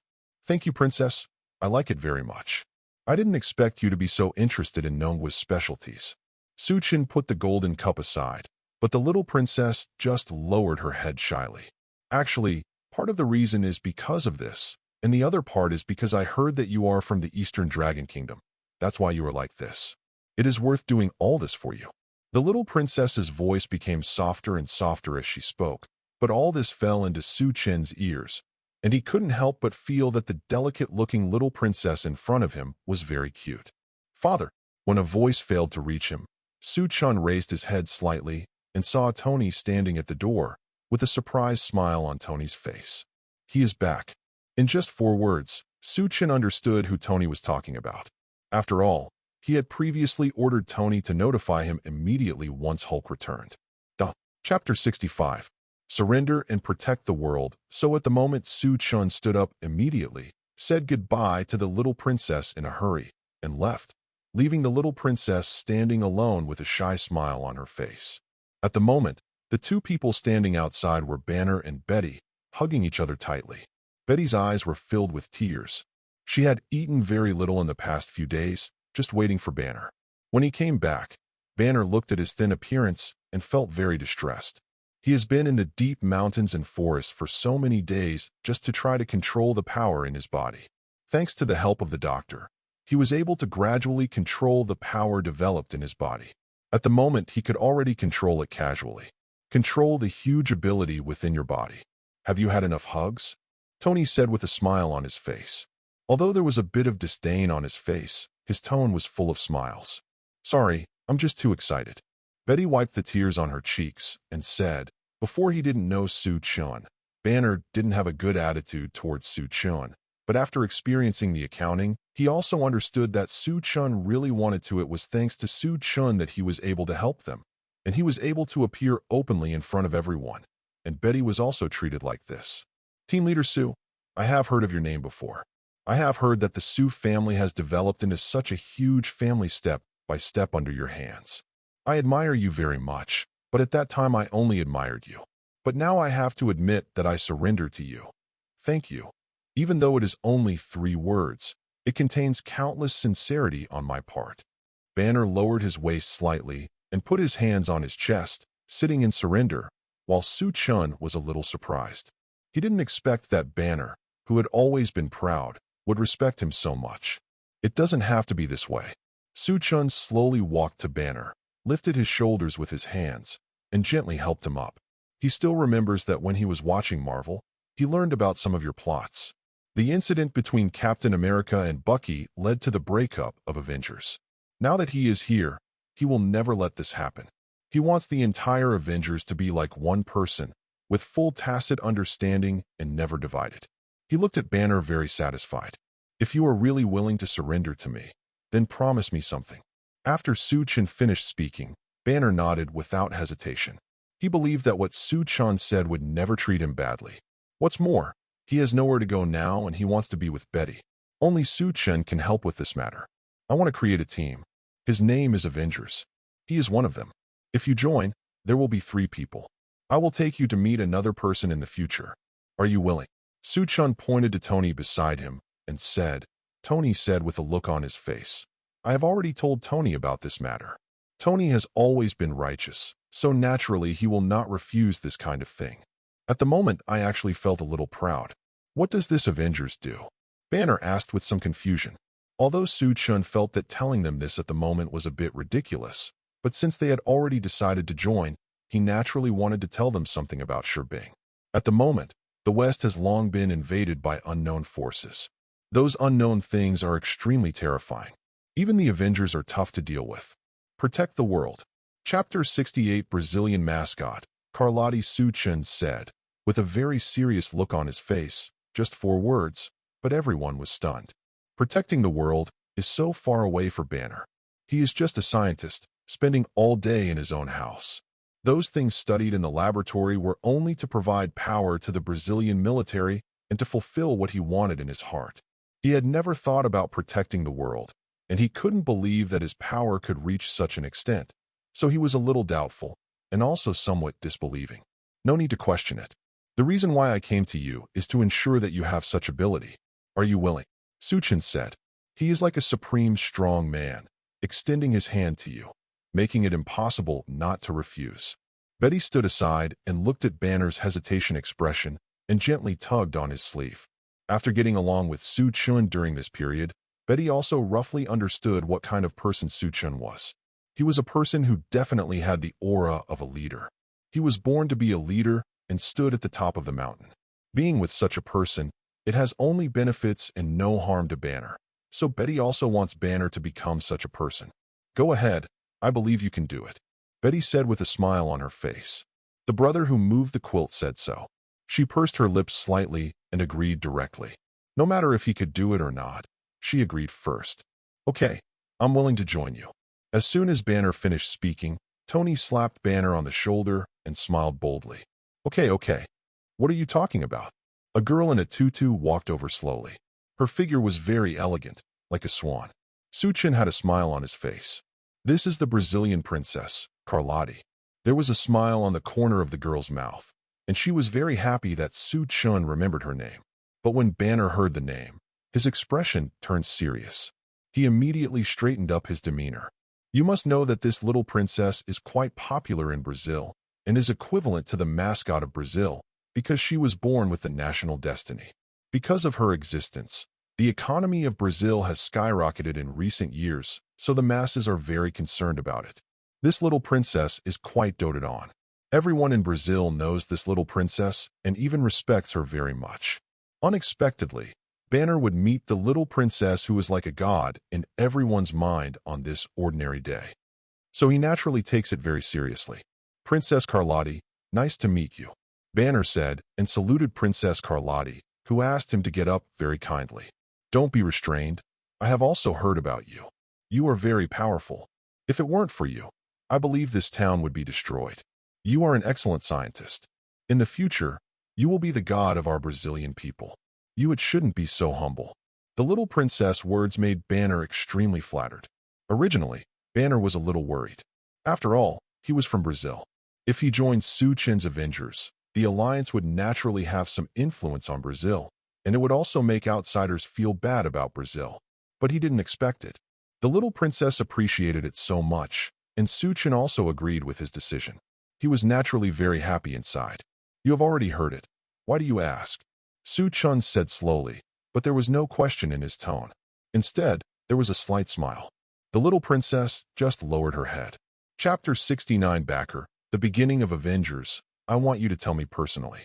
I just heard what you said. Does this Avengers sound interesting? But I know that I will definitely not be able to join. But I believe that after the creation of this Avengers, with your agency, it will definitely the future is endless. So I just made a decision, but I don't know if you are willing to adopt it. The little princess said. Chen frowned slightly. What decision? Why don't you talk about it and listen to it? I believe that the only supporter behind the current Avengers is the Sue family. But even so, no matter how powerful the Sue family is, it will still be difficult to fight against S.H.I.E.L.D. As the little princess spoke, she raised her eyes. There was a faint light in those sapphire-like eyes, which made people seem to be trapped. Chen didn't expect that the little princess still knew something about S.H.I.E.L.D. Indeed, once Chen established the Avengers, it was an open provocation with S.H.I.E.L.D. After all, S.H.I.E.L.D. was responsible for managing this aspect, which meant that it had huge amounts of rifts with America, but this was not important. The establishment of Avengers is the most important thing, but if Brazil can become the backing of the Avengers, then this matter will be easier to handle. After thinking about the benefits of this matter, he immediately agreed. You want to be the Avengers' backing? But I don't understand why. Even though Chen agreed, he still didn't understand why Brazil wanted to join this melee and fight with America. It would not be of any benefit to Brazil. I know that America is now the dominant country, and we in Brazil are not far behind. but the only one who can compete with everyone is the Su family.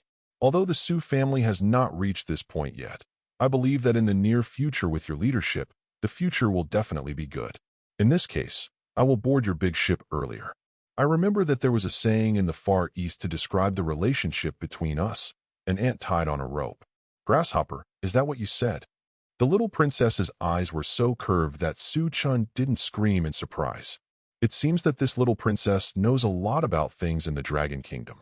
Chen nodded. That's it. I'm very happy to cooperate with Brazil. We will also be your most loyal support.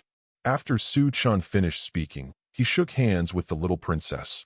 But at this moment, the little princess raised her head with bright eyes.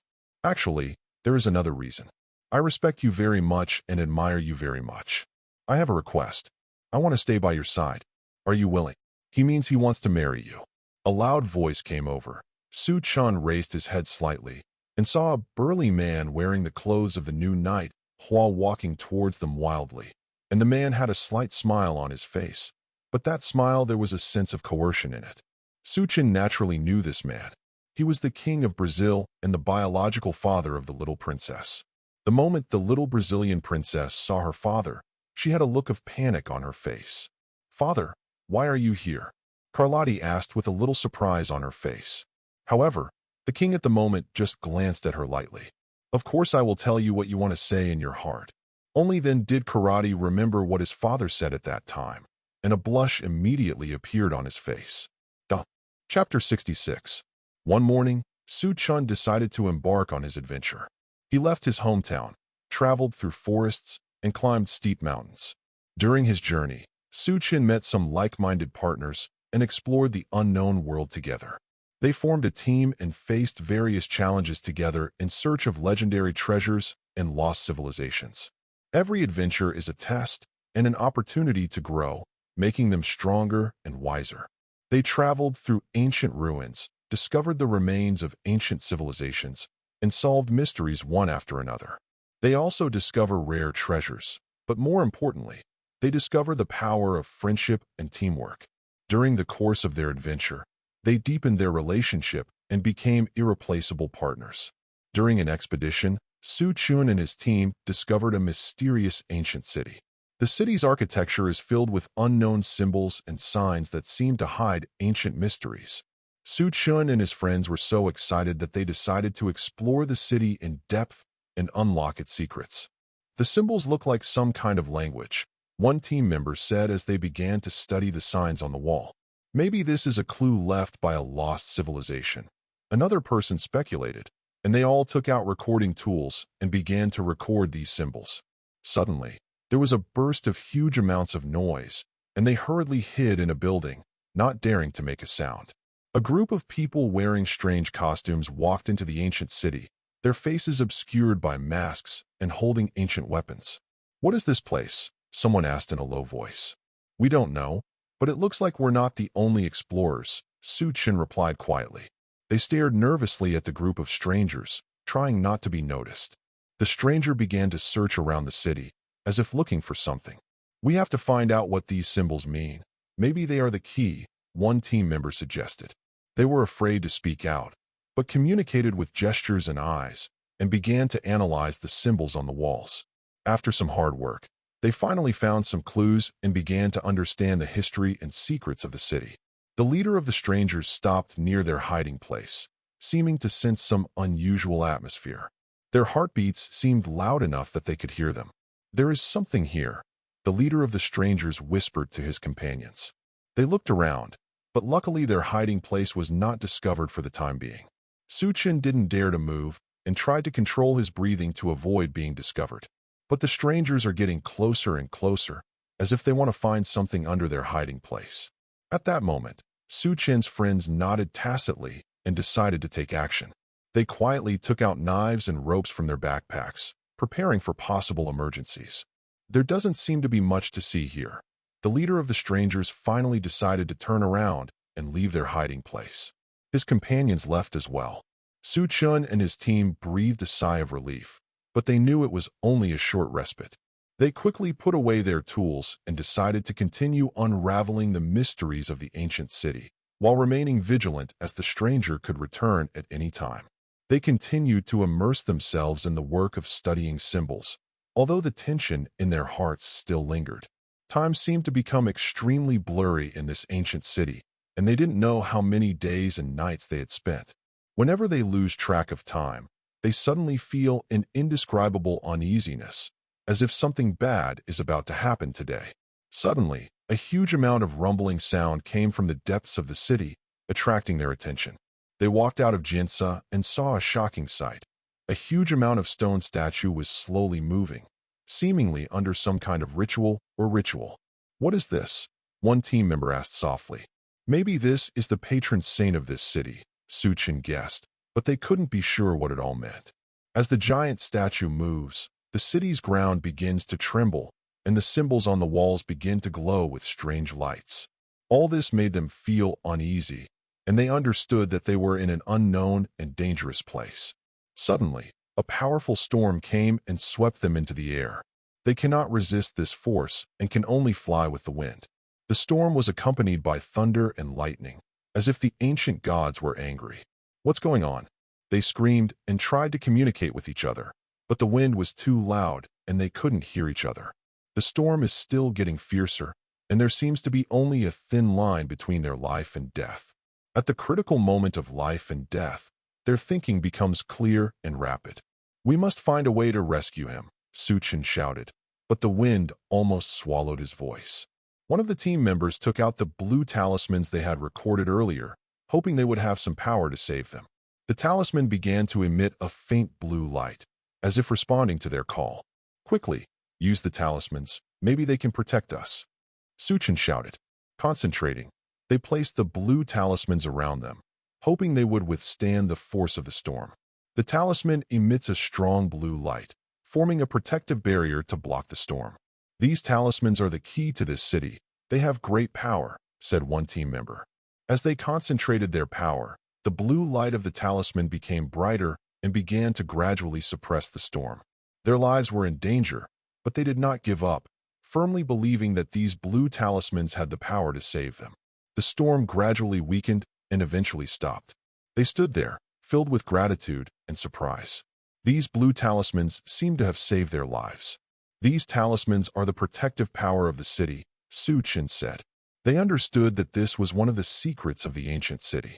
They continued to move forward, and the blue talisman paved a way for them to solve the mystery of the ancient city step by step. They found that the buildings in the ancient city were full of unusual symbols and patterns, as if they were warning something. "These symbols seem to be warning us," one team member said, still tense. "Perhaps the city is under the influence of something evil," another speculated, indicating that they had been mired in a mysterious force. Suddenly, a strange sound echoed in the city, making them feel creepy. The voice was full of evil and menacing, as if warning them not to go any further. "What's that sound?" one person asked, as their team restrained their emotions more and more. "It may be the existence of evil things," Chen said warily. They understood that their adventure was going deeper into mystery and danger. They continued to move forward, following the guidance of the talisman, trying to find the core of the city and save it from the erosion of evil things. Every step is fraught with tension and danger, but their determination remains firm. They understand that they must restrain the power of evil, otherwise the ancient city will forever be threatened. They continued to move forward, restraining the threat of evil things and going deep into the core of this ancient. As they moved forward, they suddenly met the mysterious Taoist priest Matsubara, an old man with long beard and white hair, dressed in ancient Taoist robes. "Who are you to come to this dangerous place?" The Taoist priest's voice was low and solemn. Chen took a step forward and introduced their origins and mission to the Taoist priest to save the ancient city from the threat of evil things. The Taoist priest's eyes swept over them, seeming to examine their true intentions. "This place is full of dangers, but your courage is commendable," the Taoist said, his tone softening. The Taoist priest began to teach them ancient Taoist methods and told them how to restrain the power of evil things. They listened attentively, understanding that these Taoist laws would become their weapons and help them protect this ancient city. "Remember, Restraining evil requires a strong will and a pure heart, the Taoist priest emphasized. Now you must move on and find the source of evil. They felt inspired, and the Taoist master's wisdom and knowledge became a valuable asset to them. As they continued to move forward, they began to apply the Tao methods they had learned to try to suppress the power of evil things. But they understand that the greatest challenge lies ahead, and the source of the evil remains hidden somewhere unknown. The road ahead is not smooth, and they make full use of the Taoist teachings taught by Master Matsubara to resist the influence of evil things. Every step is full of danger, but they firmly believe that their mission is to save this ancient city and eliminate harm for the people. In an ancient temple, they discover the source of evil, a dark force eating away at the soul of the city. The evil thing transformed into a puff of black smoke, trying to block their advance. This is the source of the evil. We must destroy it, Chen said, determined to eliminate this threat. They began to use the Taoist methods taught by Master Matsubara in an attempt to drive away the evil spirits. The black smoke roared, trying to fend off their attacks, but their resolve was unbreakable. In the fierce battle, they gradually pushed back the black smoke and eliminated the power of the evil thing. Get rid of harm for the people, they shouted, finally defeating Haiyan completely. After the evil things disappeared, the ancient city began to restore its original appearance, full of vitality and vitality.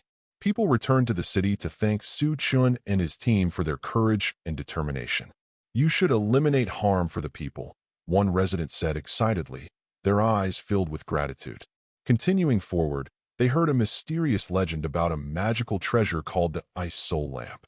According to legend, this lamp has incredible power to dispel darkness and bring peace. This legend aroused their curiosity, and they decided to follow the traces of the lamp. In an ancient temple, they met a wise monk who asked him for information about the Ice Soul Lamp. The Ice Soul Lamp is a treasure that can guide people to the right path, the monk said. However, its location has been hidden very deeply, and only those with pure hearts can find it. Chen and his team decided to accept this new challenge. They understood that in order to find the Bingso magic lamp, they must maintain a pure heart and firm faith. Chapter 67. They began to cross steep mountains, cross cold ice fields, and cross dangerous canyons. During their journey, they experienced many trials, but their faith and determination kept them going. Finally, they came to a hidden cave, which seemed to be the location of the Bingso magic lamp. A crystal-clear lantern in the cave exudes a mysterious light, as if waiting for their arrival. This is the Ice Soul magic lamp, one team member said, shocked. However, they knew that in order to receive the lamp, they had to prove their purity and integrity. They decided to use their actions to prove this, in order to bring this treasure back, dispel the darkness, and bring peace. They decide to try to obtain the Ice Soul magic lantern, but as they approach the lantern, they hear a distant commotion. A group of residents entered the cave, apparently seeking shelter.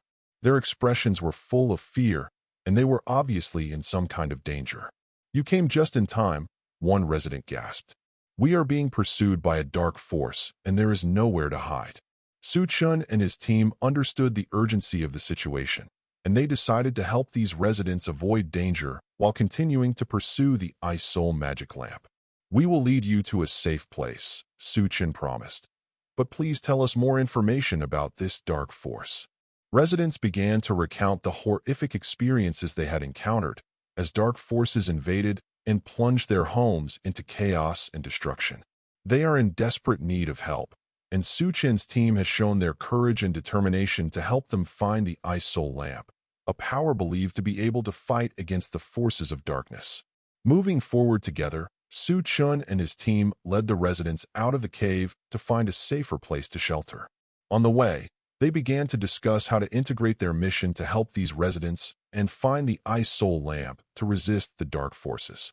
As the residents took refuge, Chen and his team were secretly preparing because they knew that the threat of dark power would not let them go easily. In a safe location, they began an urgent discussion. We must find the Ice Soul Lamp, which is the only hope against the forces of darkness, one team member emphasized. But we cannot leave these residents behind. They need our protection, added another. Chen frowned and fell into deep thought. He knew he faced a difficult choice. Should he continue to the location of the Ice Soul Lamp, or stay to protect these residents from the siege of dark forces? We can work in teams, with one part going to find the Ice Soul Magic Lamp, and the other part staying to protect these residents. Chen finally proposed a compromise. The team members unanimously agreed to the proposal. They were divided into two groups. One group went to pursue the Ice Soul Magic Lamp, and the other group stayed to protect the residents. Under the pressure of the siege, they must go all out, because it is obvious that the dark forces will not retreat easily. As the teams separated, each group began its own challenges. Those who go to find the Ice Soul Magic Lamp face difficult tests, while those who stay to protect the residents must unite to resist the siege of the dark forces. In the group pursuing the Ice Soul Magic Lamp, Chen and his team continued to face frozen challenges. The cold temperature gradually increased, and everything around seemed to be dominated by an icy force. "Everything freezes here," lamented one team member, trying to maintain body temperature. They kept moving forward, crossing snow-covered mountains and crossing icy rivers. They understand that to find the Ice Soul Magic Lamp, they must overcome icy difficulties, and at the same time, they need to remain vigilant against the dark forces. In another group, those who stayed to protect residents also faced a difficult situation. The siege of the dark forces became more fierce, and they continued to use their own power to resist. "We must persevere and not let the dark forces prevail," one team member encouraged fellow members. They are united and use their courage and determination to resist the forces of darkness. Residents also joined the fight, understanding that they had to work with the team to defend their homes. Both groups continued to hold on, despite the increasing pressure of the freeze and siege. They understand that only by overcoming these difficulties can they find the Bingso Magic Lamp and bring back peace and warmth. On the way to find the Ice Soul Magic Lamp, Chen and his team suddenly came to a vast ice field. At the end of the vast white snow, a turbulent ocean was forming stormy waves. They must face this new challenge and find the path to the Ice Soul Magic Lamp. "This ocean seems like a trial," one team member said, looking out over the crashing waves. "We must find a way to cross this sea." Chen responded firmly. "The power of the Ice Soul Lamp will help us defeat all this." They began to search for possible methods, and eventually discovered an ancient ice ship that seemed to have been left here. "Maybe this boat can help us get across this ocean," another team member suggested. They stepped onto the boat and bathed in the cold wind and waves. The ship started to move through the turbulent waves. Their determination and faith seemed to be the driving force of the ship, helping them survive this test. Another group continues to fight the siege of dark forces in the city. Their efforts become more difficult, but they understand that as long as the other group can find the Ice Soul Lamp, they can win this battle. Under the attack of stormy waves and dark forces, both groups of people insisted on their mission for the peace of the city and the safety of residents. They know that as long as they don't give up, they will overcome everything, find the Ice Soul Magic Lamp, and finally repel the dark power and bring peace and warmth. While sailing in the rough ocean, Chen and his team suddenly felt the ground shaking and the ship's hull swaying. A huge amount of power suddenly emerged from the water, and a huge dragon appeared in front of them. "It's a dragon," one of the team members shouted as their ship was in danger. The huge body of the dragon caused turbulent waves on the sea, seeming to be trying to stop their progress. Chen and his team must decide how to deal with this sudden threat. "We can't let the dragon stop us," Chen said. "We need to find a way to dispel it so that we can move forward." They began to brainstorm and try to find a way to deal with the dragon. Eventually, a team member came up with the idea that they could try to have a conversation with the dragons to find a possibility of coexistence. "Maybe we can understand its needs," said the team member who made the proposal. "If we can meet some of its needs, maybe it will let us pass." They began to communicate with the dragon, trying to understand its intentions. Gradually, they understood that the dragon appeared because it felt threatened, and their presence seemed like a threat. "Maybe we can leave this ocean," Chen suggested, "to show our goodwill." The dragon seemed to understand their intentions and slowly retreated to the bottom of the sea to let them pass. They successfully passed this test and continued to search for traces of the Bingso magic lamp. In the city, those teams that stayed to protect the residents also achieved some success in the siege against the dark forces. They understand that as long as they hold their ground, they will hopefully be able to ward off the invasion of the dark forces. Continuing to move forward, Su Chun and his team came to a mysterious place called Wandafu. According to legend, clues to the Ice Soul magic lamp can be found here. However, Wandafu is not as peaceful as they imagined. At the entrance to Wonderful, a group of mysterious guards blocked their way. The guards' eyes were cold, as if they were unwilling to let them pass easily. "We're here to find the Ice Soul magic lamp," Su Chun told the guards. "We needed to save the city." The guards had no words, but they began to put the team through a rigorous test. They require each team member to prove their courage and intelligence. In the city, those teams who stayed to protect the residents were also working hard against the siege of the dark forces. They understand that only by repelling the forces of darkness can the peace of the city be protected. Finally, a member of the team passed the guard's test and received permission to enter Wandafu's interior. They entered this mysterious place and prepared to continue looking for clues to the Bingso magic lamp. "We must remain vigilant," Su Chun told them. "In this place, anything can happen." Wonderful seems to be full of mysteries and challenges, and their adventure continues here. They know that only by finding the Bingso magic lamp can they save the city and eliminate harm to the people. After entering Wandafu, they found that the place was full of ancient mazes and traps. The torches on the walls cast a faint light, but they still felt uneasy. "We must wear armor," Su Chun reminded the team members. "In this environment, we never know what will happen." The team members quickly put on their armor and prepared themselves to face possible danger. They proceed cautiously, trying to avoid traps and solve the maze's puzzles. In the city, those teams who stayed to protect the residents were also resolutely fighting against the dark forces, hoping to repel the siege. Deep in the depths of Wandafu, they discovered a stone door carved with ancient runes. Su Chun began to study these runes carefully, trying to unlock the secret of the door. "These runes seem to be telling a story," he said. "Perhaps this is a clue to the Ice Soul lamp." They spent a lot of time deciphering the information in the runes. Eventually, they discovered a clue hidden behind the text, which seemed to point to the location of the Bingso magic lamp. Chapter 68. Su Chen's skills gradually became more proficient after years of practice. He knew how to select the finest red silk, gold edging, and wooden frames, and then combine them with skill and skill. His red lanterns are always brightly colored, solidly constructed, and full of creativity. Su Chun was moved, and he immediately started making a unique red lantern. He chose a special red silk and dyed it an even darker red with his own blood and sweat. He painted exquisite patterns on the lanterns, and every stroke was full of heart. Yang Minglei would come to Su Chen's shop every day and watch the red lanterns he made by himself being gradually completed.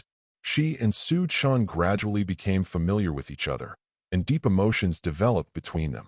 Su Chen's red lantern not only became the emotional bond between them, but also became an eternal symbol in their lives. When the spring festival came, Yang Menglei's red lantern was finally completed. It is Su Chen's most exquisite work, extremely beautiful and full of love. Yang Minglei hung it in front of her window. Everyone knew that it was a red lantern symbolizing her heart and love. In this small town, the atmosphere of the spring festival is getting stronger. Su Chen's father is his most important mentor. He has rich experience in making red lanterns. Su Chun and his father often sat in the corner of the shop, talking about the techniques of making red lanterns while working. One day, when Su Chun and Yang Minglei were sitting on a bench outside the shop to rest, he couldn't help but introduce his father and the tradition of red lantern making to her. Yang Minglei was full of curiosity. She asked, "Your father must be a great man. Can you teach me some of his experience?" Su Chun smiled and nodded, and they began to talk about the details of red lanterns, from how to choose the most suitable materials to how to make each lantern with care. Yang Minglei listened with great interest. She found that Su Chen's father was not only an excellent red lantern maker, but also a wise man. Su Chun was deeply fascinated by Yang Menglei's interest and attitude towards learning. He felt that he not only taught her things in making red lanterns, but also learned some lessons in life and family. His father also readily accepted Yang Minglei, thinking that she was a smart girl worthy of Su Chen's cherishment. As time goes by, Yang Menglei's red lanterns not only represent love, but also represent her deep feelings for this town and this family. Her conversation with Su Chen's father also helped her understand the town and its people better. As the spring festival approaches, the town begins its annual grand celebration. Red lanterns are hung all over the streets and alleys. The lights are bright, ribbons are fluttering in the wind, children are running happily, and people are giving each other gifts and delicious New Year's Eve dinners. In this festival, Su Chen and Yang Menglei's red lanterns are particularly eye-catching. Their lanterns glow with a warm glow, attracting tourists and local residents alike. Yang Menglei and Su Chen walk through the celebration, holding hands and sharing their passion for red lanterns. An old man approached them with gentle eyes and seemed to be very interested in Yang Menglei and Su Chen's red lanterns. He said, "These red lanterns are so beautiful, like a song full of love and hope. You are really amazing." Su Chen responded modestly, "We just inherited the family tradition and made these lanterns with heart. Red lanterns are a symbol of happiness and reunion, and we hope to pass on this warmth to everyone." The old man nodded and continued, "When I was young, I was a red lantern maker. I know the hardship and passion behind it. Your red lanterns remind me of my youth." Yang Menglei and Su Chen felt very honored. They asked the old man for some experience in making red lanterns, and the old man shared his skills without hesitation. Surrounded by colorful ribbons, the three of them chatted for a long time and shared many stories about red lanterns and life. After the celebration, Yang Menglei and Su Chen returned to their shop and began to use the skills taught by the old man to make more exquisite red lanterns. They not only continue to work hard for the symbol of love and happiness, but also for the artistic tradition of red lantern making, and for more people to share this warm joy. Su Chen's father saw his son and Yang Menglei continue to improve the craftsmanship of red lanterns and was very happy with their innovation. He said approvingly, "Innovation is the way to keep tradition alive. It is very important to constantly try new methods to combine our cultural traditions with modern life." Su Chen smiled and replied, "Father, it is your teaching and support that enable me to continuously improve our red lantern making skills." Yang Menglei also provided many interesting ideas for these innovations. She is really a very smart girl. The conversation between father and son was filled with mutual respect and encouragement. They began researching how to add more colorful pieces to the red lanterns to make them more unique and attractive. Yang Menglei came up with some inspiration, and they started trying different ways to find the most suitable design. One day, they finally made a colorful red lantern. Not only does it have traditional red silk and gold rims, it is also decorated with colorful pieces, making the lantern particularly eye-catching on the spring festival night. This innovative design immediately attracted people's attention and became a shining pearl in the celebration. My father looked at this work with pride and said, "This is a major breakthrough in our family's red lantern production, and it is also your joint efforts. Continue to innovate and push our tradition to new heights." Yang Menglei stood in front of the shop window on a starry night, watching the light of lanterns illuminate the streets and alleys. Her eyes became distant, and she suddenly said, "Su Chen, I have an idea." Su Chen turned around and looked at her and asked curiously, "What do you think, Yang Menglei?" Yang Menglei said with a smile, "I want to go out to study, go further, explore the world, and understand different cultures and ways of making red lanterns. I believe this will make our red lanterns more unique and bring more to the town.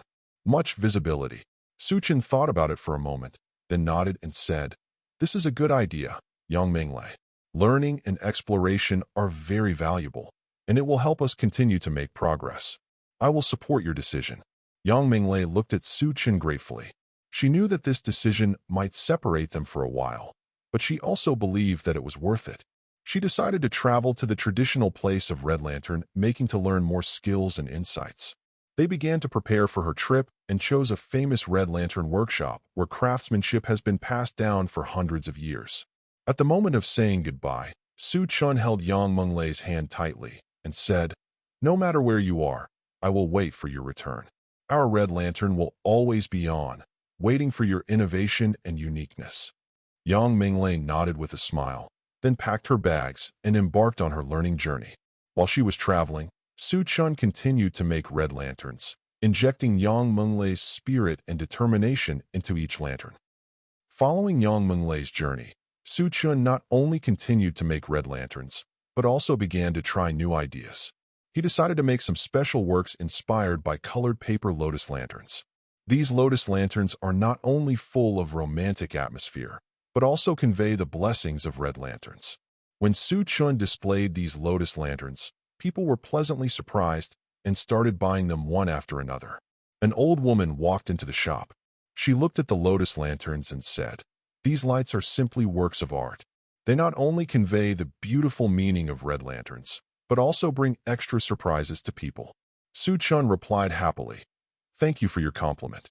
I hope to combine the tradition of red lanterns with new elements to create more unique works." The old woman smiled and said, "The innovative spirit of young people is very important. While retaining tradition, you also inject new life into it. This is a very smart approach." Su-Chun felt inspired and decided to continue to carry forward this innovative spirit. Not only did he make red lanterns and lotus lamps, he also began experimenting with other shapes and designs, making each lamp a unique work of art. Yang Minglei was constantly inspired while studying abroad. She communicated with people from different cultures and learned more about the techniques of making red lanterns. She often wrote to Su-Chun to share her experiences and knowledge, and the communication and cooperation between the two became closer. One evening, Su-Chun was making a golden carp lantern in his shop. The appearance of this lantern is similar to the shape of a golden carp, with delicate scales and radiant light. An old man walked into the shop. He was very interested in the lamp. The old man asked, "This golden carp lantern is very beautiful. Does it have any special meaning?" Su-Chun smiled and replied, "The golden carp represents good luck and wealth and is traditionally considered a symbol of auspiciousness. I hope this lamp can bring good luck and prosperity to people." The old man nodded and then added, "I heard that your father has always supported your innovation, which is a rare quality in traditional crafts. Innovation is the embodiment of the vitality of tradition." Su-Chun felt very honored by the old man's compliment and continued, "Yes, my father has always encouraged me to try new designs and ideas. He believes that this will make our red lanterns more attractive." The old man looked at the golden carp lamp, thought for a moment, and then said, "This lamp is very unique. I am willing to buy it. I hope it can bring good luck to my family." Su-Chun happily packed the golden carp lantern and handed it to the old man. This exchange not only earned him a new customer, but also taught him how innovative and traditional integration can attract more people. Yang Menglei's learning has also made new progress. She has learned how to combine elements of golden carp lanterns with other traditional production techniques to make red lanterns more diverse and unique. She fully understands the importance of integrating innovation and tradition, which adds more color and depth to their productions. Chapter 69. Every production process in this small town is cumbersome and strict, and both Su-Chun and Yang Menglei are well aware of this. Each red lantern requires multiple complex crafting steps, from selecting the right materials to hand-painting exquisite patterns to carefully assembling the wooden frame. Each step requires meticulous attention. Yang Menglei once asked Su-Chun, "Can this craft become more efficient?" Su-Chun thought quietly and then responded, "This traditional craft is not only the treasure of our family, but also the pride of this town. Although it's tedious, but it represents persistence and craftsmanship." Yang Menglei understood what Su-Chun said, and she began to accept this tedious craft happily, understanding that every red lantern contained the hard work and enthusiasm of the maker.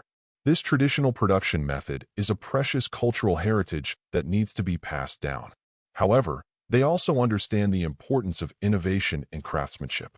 They began experimenting with some modern tools to increase efficiency, but still adhered to the core values of traditional craftsmanship. This balance makes their work more efficient while maintaining the high quality and uniqueness of red lanterns. With the support of the town's residents, Su-Chun and Yang Menglei's red lantern making business continues to grow. Their workshop became a place of innovation and tradition, attracting many visitors to see and buy their creations. With the continuous development of technology, Su Chun and Yang Minglei began to think about how to integrate modern technology into traditional Red Lantern production. One day, they were discussing this issue in the workshop, and Su Chun came up with a new idea. We can consider adding solar chips to the Red Lanterns so that they can be charged during the day and emit a soft light at night. Yang Menglei's eyes widened and she said excitedly, "This is a great idea. Not only can it make our Red Lanterns more environmentally friendly, but it can also add more charm to the town's celebrations." They began researching how to incorporate solar chips into the Red Lanterns, which required careful engineering and design. They consulted experts to learn how to embed small solar panels into the structure of the Red Lantern and ensure that they did not affect the aesthetics of the Red Lantern. At a celebration, Su Chun and Yang Minglei showed off their new creativity. Solar Red Lanterns absorb sunlight during the day and release a soft golden glow at night. Not only are these lanterns beautiful, they are also very practical and become the focal point of the celebration. A young resident approached them and asked, "How do these red lanterns emit light?" Yang Minglei explained excitedly, "These red lanterns have solar chips that can store energy during the day and then release warm light at night. This is not only beautiful, but also environmentally friendly." The young man was very surprised and satisfied. He said, "You are so creative. These solar red lanterns are the most unique works I have ever seen." Su Chun and Yang Menglei's solar red lanterns have aroused more and more people's interest, but they also began to think about how to control the light of these lanterns more conveniently. One day, an old man came to their workshop and made a suggestion. "Have you ever considered adding a master switch to the red lanterns so that people can control their brightness more conveniently?" Yang Minglei nodded, feeling that this was a very practical idea. She said, "You're right. A master switch would make our red lanterns more user-friendly. We can let people control the brightness as needed so they can enjoy the lanterns better." The old man smiled and said, "I have always believed that tradition and innovation can coexist. Combining modern technology with traditional craftsmanship is not only beneficial to the environment, but also makes it easier for people to enjoy these beautiful red lanterns." Su Chun was very grateful for the old man's suggestion, and they began to study how to add a main switch to the red lantern. This required some technical challenges, but they continued to learn and improve, and eventually succeeded in integrating the master switch into the design of the red lantern. This innovation has been welcomed by the people, and the main switch of the red lanterns makes them more flexible and adaptable to different occasions and needs. Whether it's a celebration, wedding, or festival, these red lanterns can adjust their light at any time, allowing people to better appreciate their beauty. During a humid rainy season, Su Chun and Yang Minglei began to think about how to make their red lanterns more durable, especially in humid weather conditions. They thought a waterproof design would help protect the lanterns from rain. A local craftsman who is good at making waterproof lamps came to hear the news. He suggested that Su Chun and Yang Minglei use special waterproof materials and processes to make waterproof Rui chandeliers. This Rui chandelier not only withstands humid conditions, it also retains its traditional beauty and blessings. Yang Minglei was very excited. She said, "The design of this waterproof Rui chandelier is perfect. It can shine in the rainy season celebrations." The craftsman responded with a smile. "This is just a simple idea, but it can make your red lanterns more durable while retaining the beauty and blessings." Su Chun decided to try this waterproof design, and they began to research how to make a waterproof Rui chandelier and work with craftsmen. After research and experimentation, they succeeded in creating a waterproof Rui chandelier that is not only beautiful, but also resistant to humid climates. When the celebration comes, the waterproof Rui chandelier takes center stage, with people admiring its beauty and innovation. The efforts of Su Chun and Yang Minglei have made their red lanterns more adaptable to different environmental conditions and increased their practicality. During the celebration, an elderly calligrapher visited Su Chun and Yang Menglei's workshop. His eyes fell on a special red lantern with exquisite calligraphy works on it. He said with admiration, "The calligraphy on this red lantern is very outstanding. It makes the whole lantern more cultural." Su Chun and Yang Minglei felt very honored to introduce their new idea, the simple calligraphy lantern, to the calligraphers. This design combines traditional red lanterns with calligraphy art, with poems, blessings, or quotes as the theme, making the lanterns more culturally rich. The calligrapher admired their creativity very much, saying, "It is a very unique idea to combine the art of calligraphy with the production of red lanterns. It can not only convey cultural information, but also add value to these lanterns." Yang Minglei added affectionately, "We hope that in this way, more people can understand traditional culture and appreciate our handmade products." The calligrapher encouraged them to continue developing this idea, and he also wrote some beautiful verses on their red lanterns, giving these lanterns more cultural connotations. During a celebration, an old woman walked into Su Chun and Yang Menglei's shop. Her eyes were attracted by a special lantern. This lantern is shaped like a retro moon, full of nostalgic atmosphere. The old lady smiled and said, "This retro moon lantern is so beautiful and reminds me of my youth." Su Chun and Yang Minglei were very grateful for the grandmother's appreciation, and they introduced their new idea to her, the retro moon lantern. This design is inspired by ancient lantern making and reminds people of the past through retro styling and painting. The grandmother felt the warmth brought by the lanterns. She said, "These retro moon lanterns make people feel happy. They have a strong nostalgic atmosphere." Su Chun nodded and said, "We hope that through these retro moon lanterns, people can feel the good times of the past, while also adding to the romantic and nostalgic atmosphere of the celebration." The old lady encouraged them to continue developing this idea. She even shared some memories of her youth, which inspired Su Chun and Yang Menglei's creative inspiration. On a quiet evening, a young couple walked into Su Chun and Yang Menglei's shop. They were attracted by a small jasmine lamp, which looked like a jasmine flower and exuded a faint floral fragrance. The girl said happily, "This jasmine lamp is so cute. It makes me feel peaceful and romantic." Su Chun and Yang Minglei responded happily, "This small jasmine lamp is our new design. We hope it can bring people a peaceful and romantic atmosphere." The boy looked at the lantern and said, "This design is very unique. It reminds me of the place where we first met. There were many jasmine flowers there." Su Chun and Yang Minglei were very moved. They understood that this small jasmine lamp was not only a lamp, but also carried people's memories and emotions. They decided to add this lantern design to their product line to bring beautiful memories and romantic moments to more people. This small jasmine lamp has become a unique gift that people give to their loved ones or friends to express their emotions and memories. Su Chun and Yang Minglei's creativity not only increases the diversity of their production business, but also makes their red lanterns not only decorations, but also conveyors of emotions.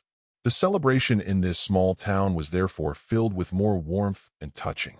One day, a young lady walked into Su Chun and Yang Menglei's shop. She was intrigued by a small jasmine lamp, but she seemed to have more in mind. She asked softly, "Could this jasmine lamp be sprayed with a little perfume? I think that would make it more unique." Su Chun and Yang Minglei looked at each other, and then Su Chun smiled and said, "This is a very interesting idea. It reminds me that our jasmine lamp can be not only a lamp, but also a way of conveying emotions." The lady nodded and said, "I want to give this lamp to my friend. She likes the scent of jasmine. If it can spray perfume, it will make her very happy." Yang Minglei took over the jasmine lamp and began to discuss how to add perfume to the design without affecting the beauty of the lamp. She used careful craftsmanship to hide a small perfume sprayer at the base of the lantern, making it easy to use while maintaining the lantern's beauty. The lady was very happy when she got this special jasmine lamp.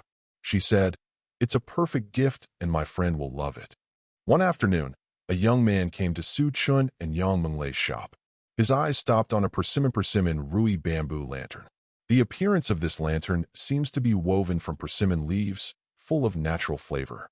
He smiled and said, "This bamboo lantern is very unique. It makes people feel peaceful just by looking at it." Su Chun and Yang Minglei happily explained, "This is our new design, the Rui bamboo lantern. It is inspired by the beauty of nature and hopes to bring tranquility and auspiciousness to people." The man nodded and said, "I like this natural feeling. If it can smell like persimmon, it will be more perfect."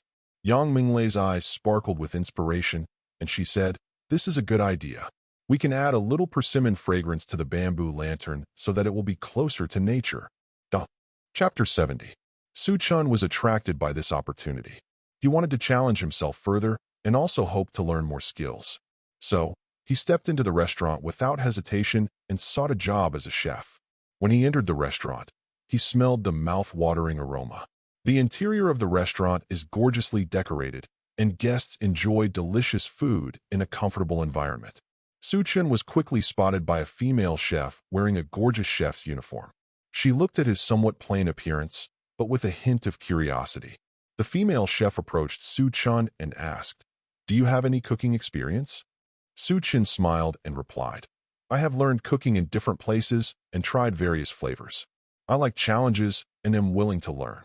The female chef nodded, looking at Chen as if she noticed his sincerity. She said, "Well, we need a passionate person to join our team. You can try the job first to see if you adapt to the environment here." Chen readily accepted the opportunity and started working in a restaurant. He quickly integrated into the group and learned many new techniques and cooking styles. His innovation and persistence soon made him one of the most popular chefs in the restaurant.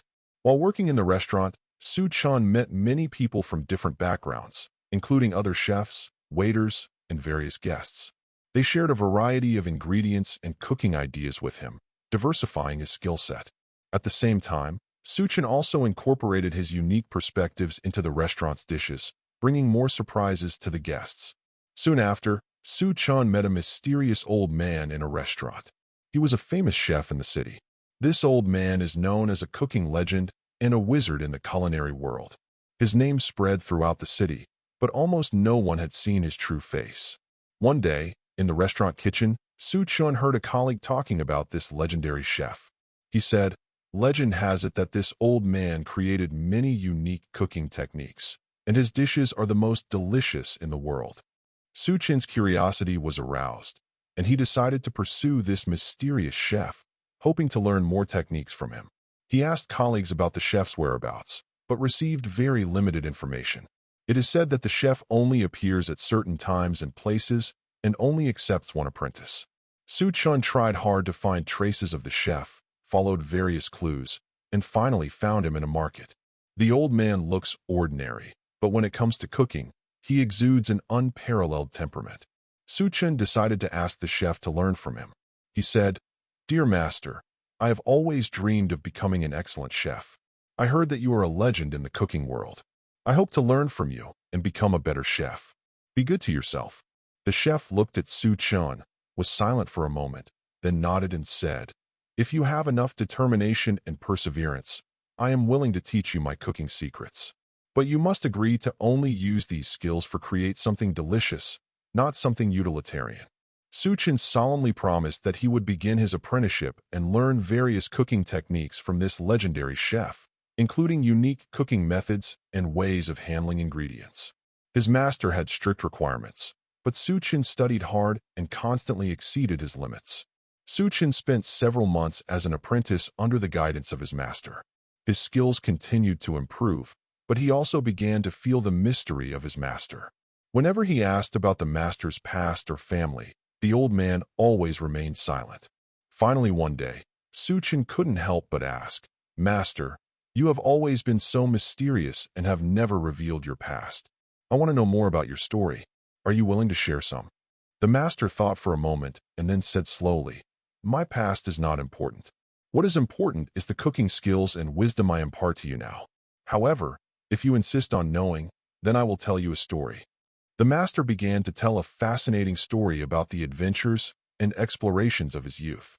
He has traveled across the mainland, learning various cooking techniques, visiting famous chefs from various places, and trying various ingredients in search of unique flavors. During his journey, he met all kinds of people, including wealthy nobles and ordinary people living a hard life. These experiences have shaped his cooking philosophy, and he understands that food is not only an enjoyment of taste, but also the inheritance of culture and memory. He told Chen, "Food is a part of life. It connects emotions and memories between people. When you cook delicious dishes, you are conveying your love for life and care for people." Chen felt the master's words deeply, and he understood the deeper meaning of cooking. He is determined to incorporate this wisdom into his cooking, pursuing not only the ultimate in taste, but also the emotional exchange between people. Time flies by, and Chun continues to improve his cooking skills under the guidance of his master.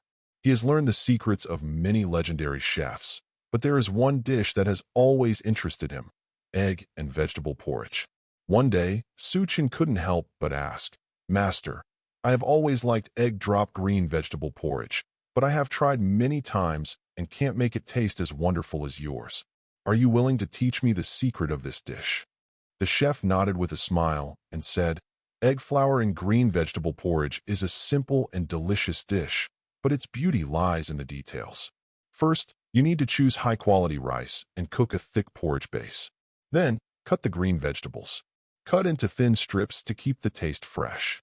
The most important thing is the egg drop, which should be beaten with eggs and clear soup, then slowly poured into the hot porridge and stirred gently with chopsticks to form a smooth egg drop." Chun listened attentively, and after the master demonstrated once, he started to try. He kept honing his skills and cooked bowl after bowl of egg drop and green vegetable porridge. Under the guidance of his master, he gradually mastered the essence of the dish and finally made it taste wonderful. The chef looked at Chun approvingly and said, "You have mastered the essence of this dish, but don't forget that cooking is an art of continuous learning. Always remain humble and innovative." As time passed, Chun continued to develop his cooking skills under the guidance of his master. He started experimenting with different ingredients and cooking methods to challenge his creativity. One day, he said to the master, "I heard about a classic home-cooked dish called fish stew with tofu. Are you willing to teach me the secret of this dish?" The chef nodded and said, "Stewed fish cubes with tofu is a delicacy that is both delicious and nutritious. First of all, you need to choose fresh fish cubes, preferably hairtail or other fish species with umami flavor. Put the fish cubes with the soft tofu, put it into the clear soup, add some mushrooms and spices, and simmer slowly. Finally, drizzle with some sesame oil and chopped green onion to let the aroma spread." Chun listened carefully to the master's instructions, and then began to try making fish stewed with tofu. He selects fresh fish pieces, adds soft tofu, mushrooms and spices, and stews them carefully. After many times of practice and improvement, he finally succeeded in making a delicious fish stew with tofu. The chef tasted Chun's fish stewed with tofu and said with a smile, "You are getting better and better at your craft. This dish is very good. But don't forget that food is an art, and it requires inspiration and innovation. Continue to challenge yourself to find new ways to cook and take the flavor to the next level." As time went by, Chun's cooking skills continued to improve, and he became more confident and creative. His days working in the restaurant were very fulfilling, and every day was a new challenge and opportunity. One day, an ordinary afternoon, an old gentleman walked into the restaurant. He ordered a bowl of fishball noodle soup, sat at a table in the corner, and waited quietly. Chun cooked the dish himself and brought a bowl of hot fishball noodle soup to the old gentleman. The old gentleman tasted it, then opened his eyes wide with an expression of surprise. He said, "This is the most delicious fishball noodle soup I've had in years. Your cooking skills are outstanding." Chun responded humbly, "Thank you very much for your compliment, sir. I have always been committed to pursuing the ultimate in cooking and trying my best to bring delicious food to every guest." The old gentleman nodded and continued to enjoy the delicacy. During the meal, he chatted a lot with Chun and learned about his cooking path and pursuit. Finally, the old gentleman left a business card and said, "If you want, you can contact me at any time. I think you have the potential to become an outstanding chef." In the days that followed, Chun continued to study hard and try new cooking techniques. He always has a passion for food and is constantly looking for new inspiration and ingredients. One day, he heard about an interesting opportunity when a fisherman revealed to him that a nearby lake was plentiful with fish and shrimp. Chun decided to go to the lake to experience it himself. He went there with a fishing net and some fishing gear, preparing to catch fresh fish and shrimp and use them to make unique dishes. At the lake, he met several local fishermen, who enthusiastically told him their fishing and shrimp techniques. Chun learned how to use a fishing net to catch fish and shrimps, and he waited patiently until the fishing net returned with a full load. The fish and shrimp he caught were so fresh that he was excited. He knew these ingredients would become valuable ingredients in his cooking. Back at the restaurant, Chen began to use the fresh ingredients he caught to make various delicacies. He cooked pan-fried fish cubes, steamed shrimp, and garlic yellow croaker. Guests praised his dishes and called them delicious. One day, a traveler from afar walked into the restaurant. He heard about Chen's cooking skills and the delicious food made with fresh ingredients. The traveler asked, "Would you like to teach me your cooking skills? I would also like to learn how to catch and cook fresh ingredients." Chen smiled and agreed. He knew that, like his master, he also had the responsibility to pass on the wisdom of cooking so that more people could enjoy delicious food. He began teaching travelers how to choose ingredients, prepare different dishes, and maintain their passion for food. Throughout Chen's cooking career, he has been constantly learning and trying new cooking methods and ingredients. One day, an acquaintance in an old alley introduced him to a special local delicacy, meat whistle noodles. The acquaintance said, "The meat whistle powder is a traditional delicacy of this place, famous for its rich flavor and unique cooking method. You should try it. Maybe you will be inspired." Chapter 71. Chen went to the restaurant in this alley out of curiosity and ordered a bowl of pork whistle noodles. When the steaming bowl of noodles arrived, he was deeply attracted by its aroma and taste. This is a bowl of noodles served in a rich broth that contains a variety of different meats that are tender and mouth-watering. Chen took a bite and found that the taste of this dish was very unique and very different from other foods he had tried before. He couldn't wait to find the chef and wanted to know the secret of cooking this dish. The chef is a kind old man who is willing to share his experience. He explained, "The uniqueness of meat whistle powder lies in the preparation of the broth and the use of seasonings. The broth needs to be simmered for a long time to ensure that the meat becomes tender. The seasonings include various spices and herbs. Each has its own special role." Chen carefully recorded the chef's instructions, then returned to the restaurant and started trying to make meat whistle noodles. He researched different combinations of spices and herbs, simmered a rich broth, and then chopped a variety of different meats into small pieces and added them to the noodles. In the end, Chen successfully made a bowl of delicious meat whistle noodles. His guests were also pleasantly surprised by the unique taste of the dish, and his restaurant attracted more diners as a result. Chen's cooking journey continues to be full of new challenges. One day, a traveler from afar ordered a bowl of braised beans and noodles in his restaurant. The taste of this dish is so unique and makes travelers feel very satisfied. The traveler stopped to chat with Chen and said, "This bowl of braised beans and noodles is absolutely delicious. May I ask how you made this dish?" Chen replied with a smile, "Thank you for your compliment. This is a traditional home-cooked dish. I am happy to share how to make it. First, you need to cook the beans and then fry them with a little oil until they are slightly yellow. Then, you can cook the noodles and set aside. Finally, the stew is made with tomatoes, onions, garlic, and spices. Add the beans and noodles to the stew and simmer for a while until the noodles absorb the rich flavor." The traveler listened carefully to the preparation method and expressed his intention to try the dish when he returned home. Then, he left the restaurant, leaving behind a message of thanks and praise. Chen continued to cook various delicacies, but he also began to try new cooking methods to integrate different flavors. He used braised beans and noodles as a base and added some of his own creativity to create a unique variation of braised beans and noodles. Guests praised the new dish, and his restaurant became more and more popular. In Chen's restaurant, various delicacies have repeatedly amazed the guests. One day, a diner tasted Chen's signature dish, braised pork sausage. He felt very satisfied, so he couldn't help but curiously asked about the secret of making this dish.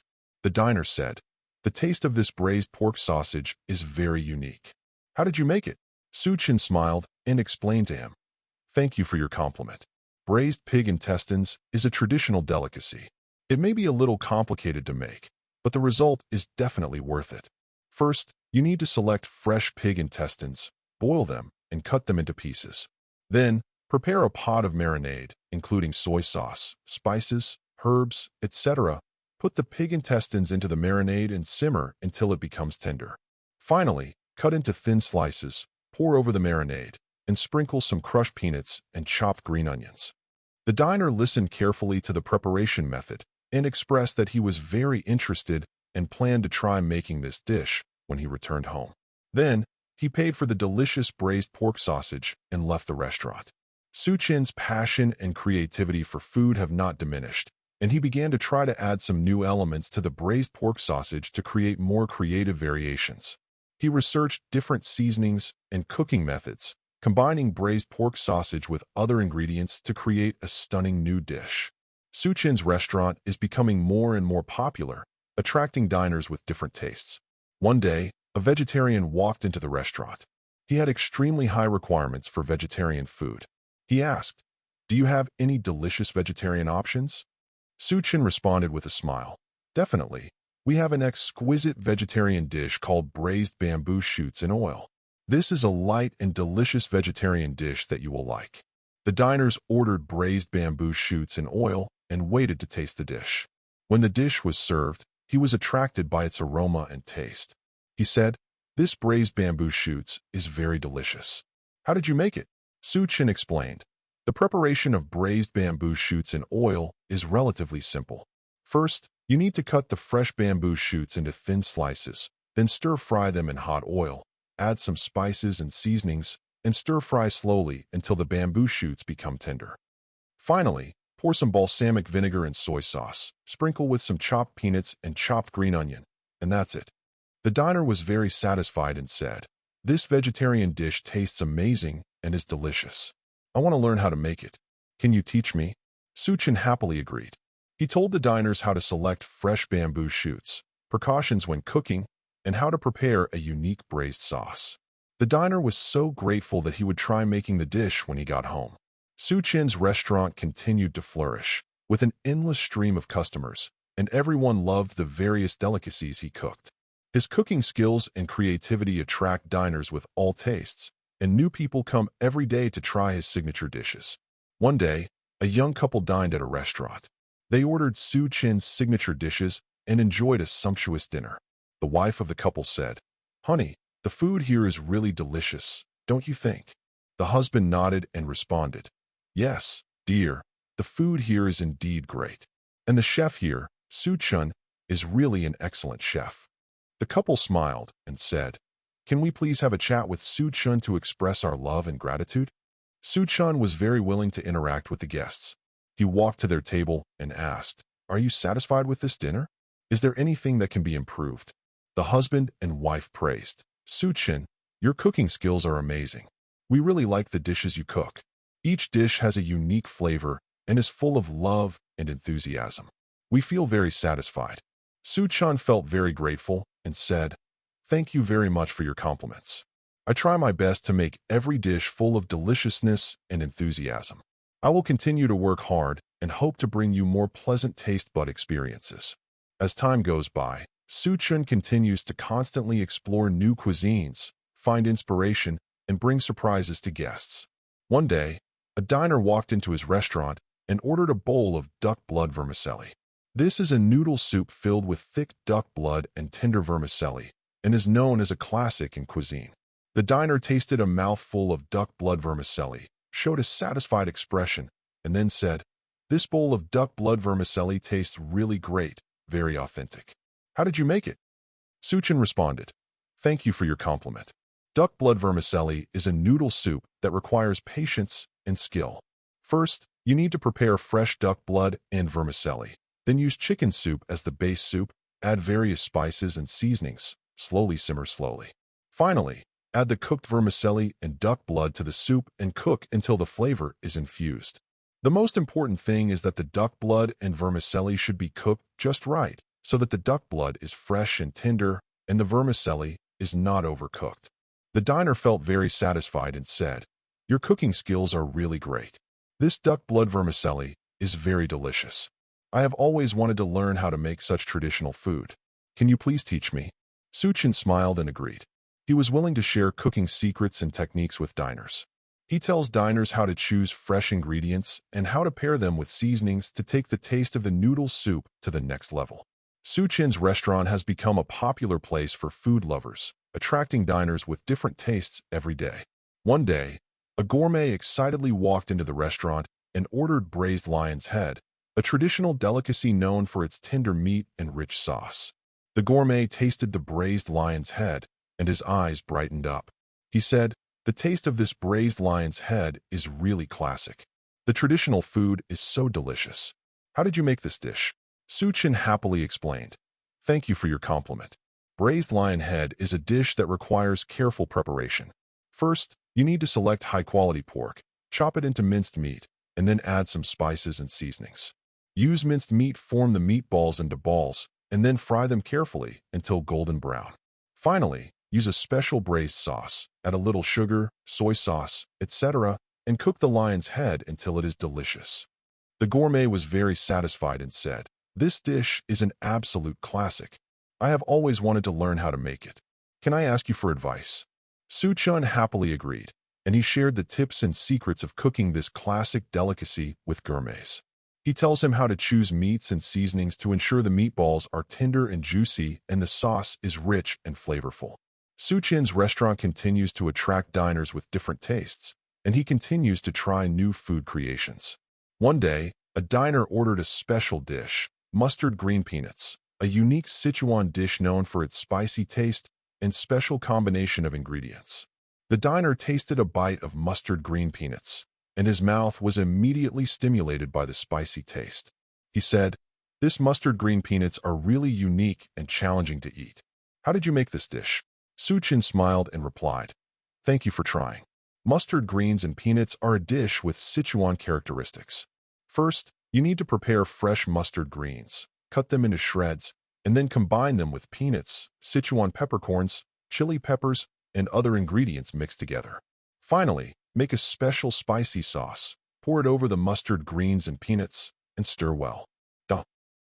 If you're enjoying the story so far and want to hear the next parts, don't forget to like the video. It really helps the channel grow. And if you'd like me to continue the series, drop a comment below letting me know. Your feedback and support keep these audiobooks going strong. Thanks for listening, and I'll see you in the next one.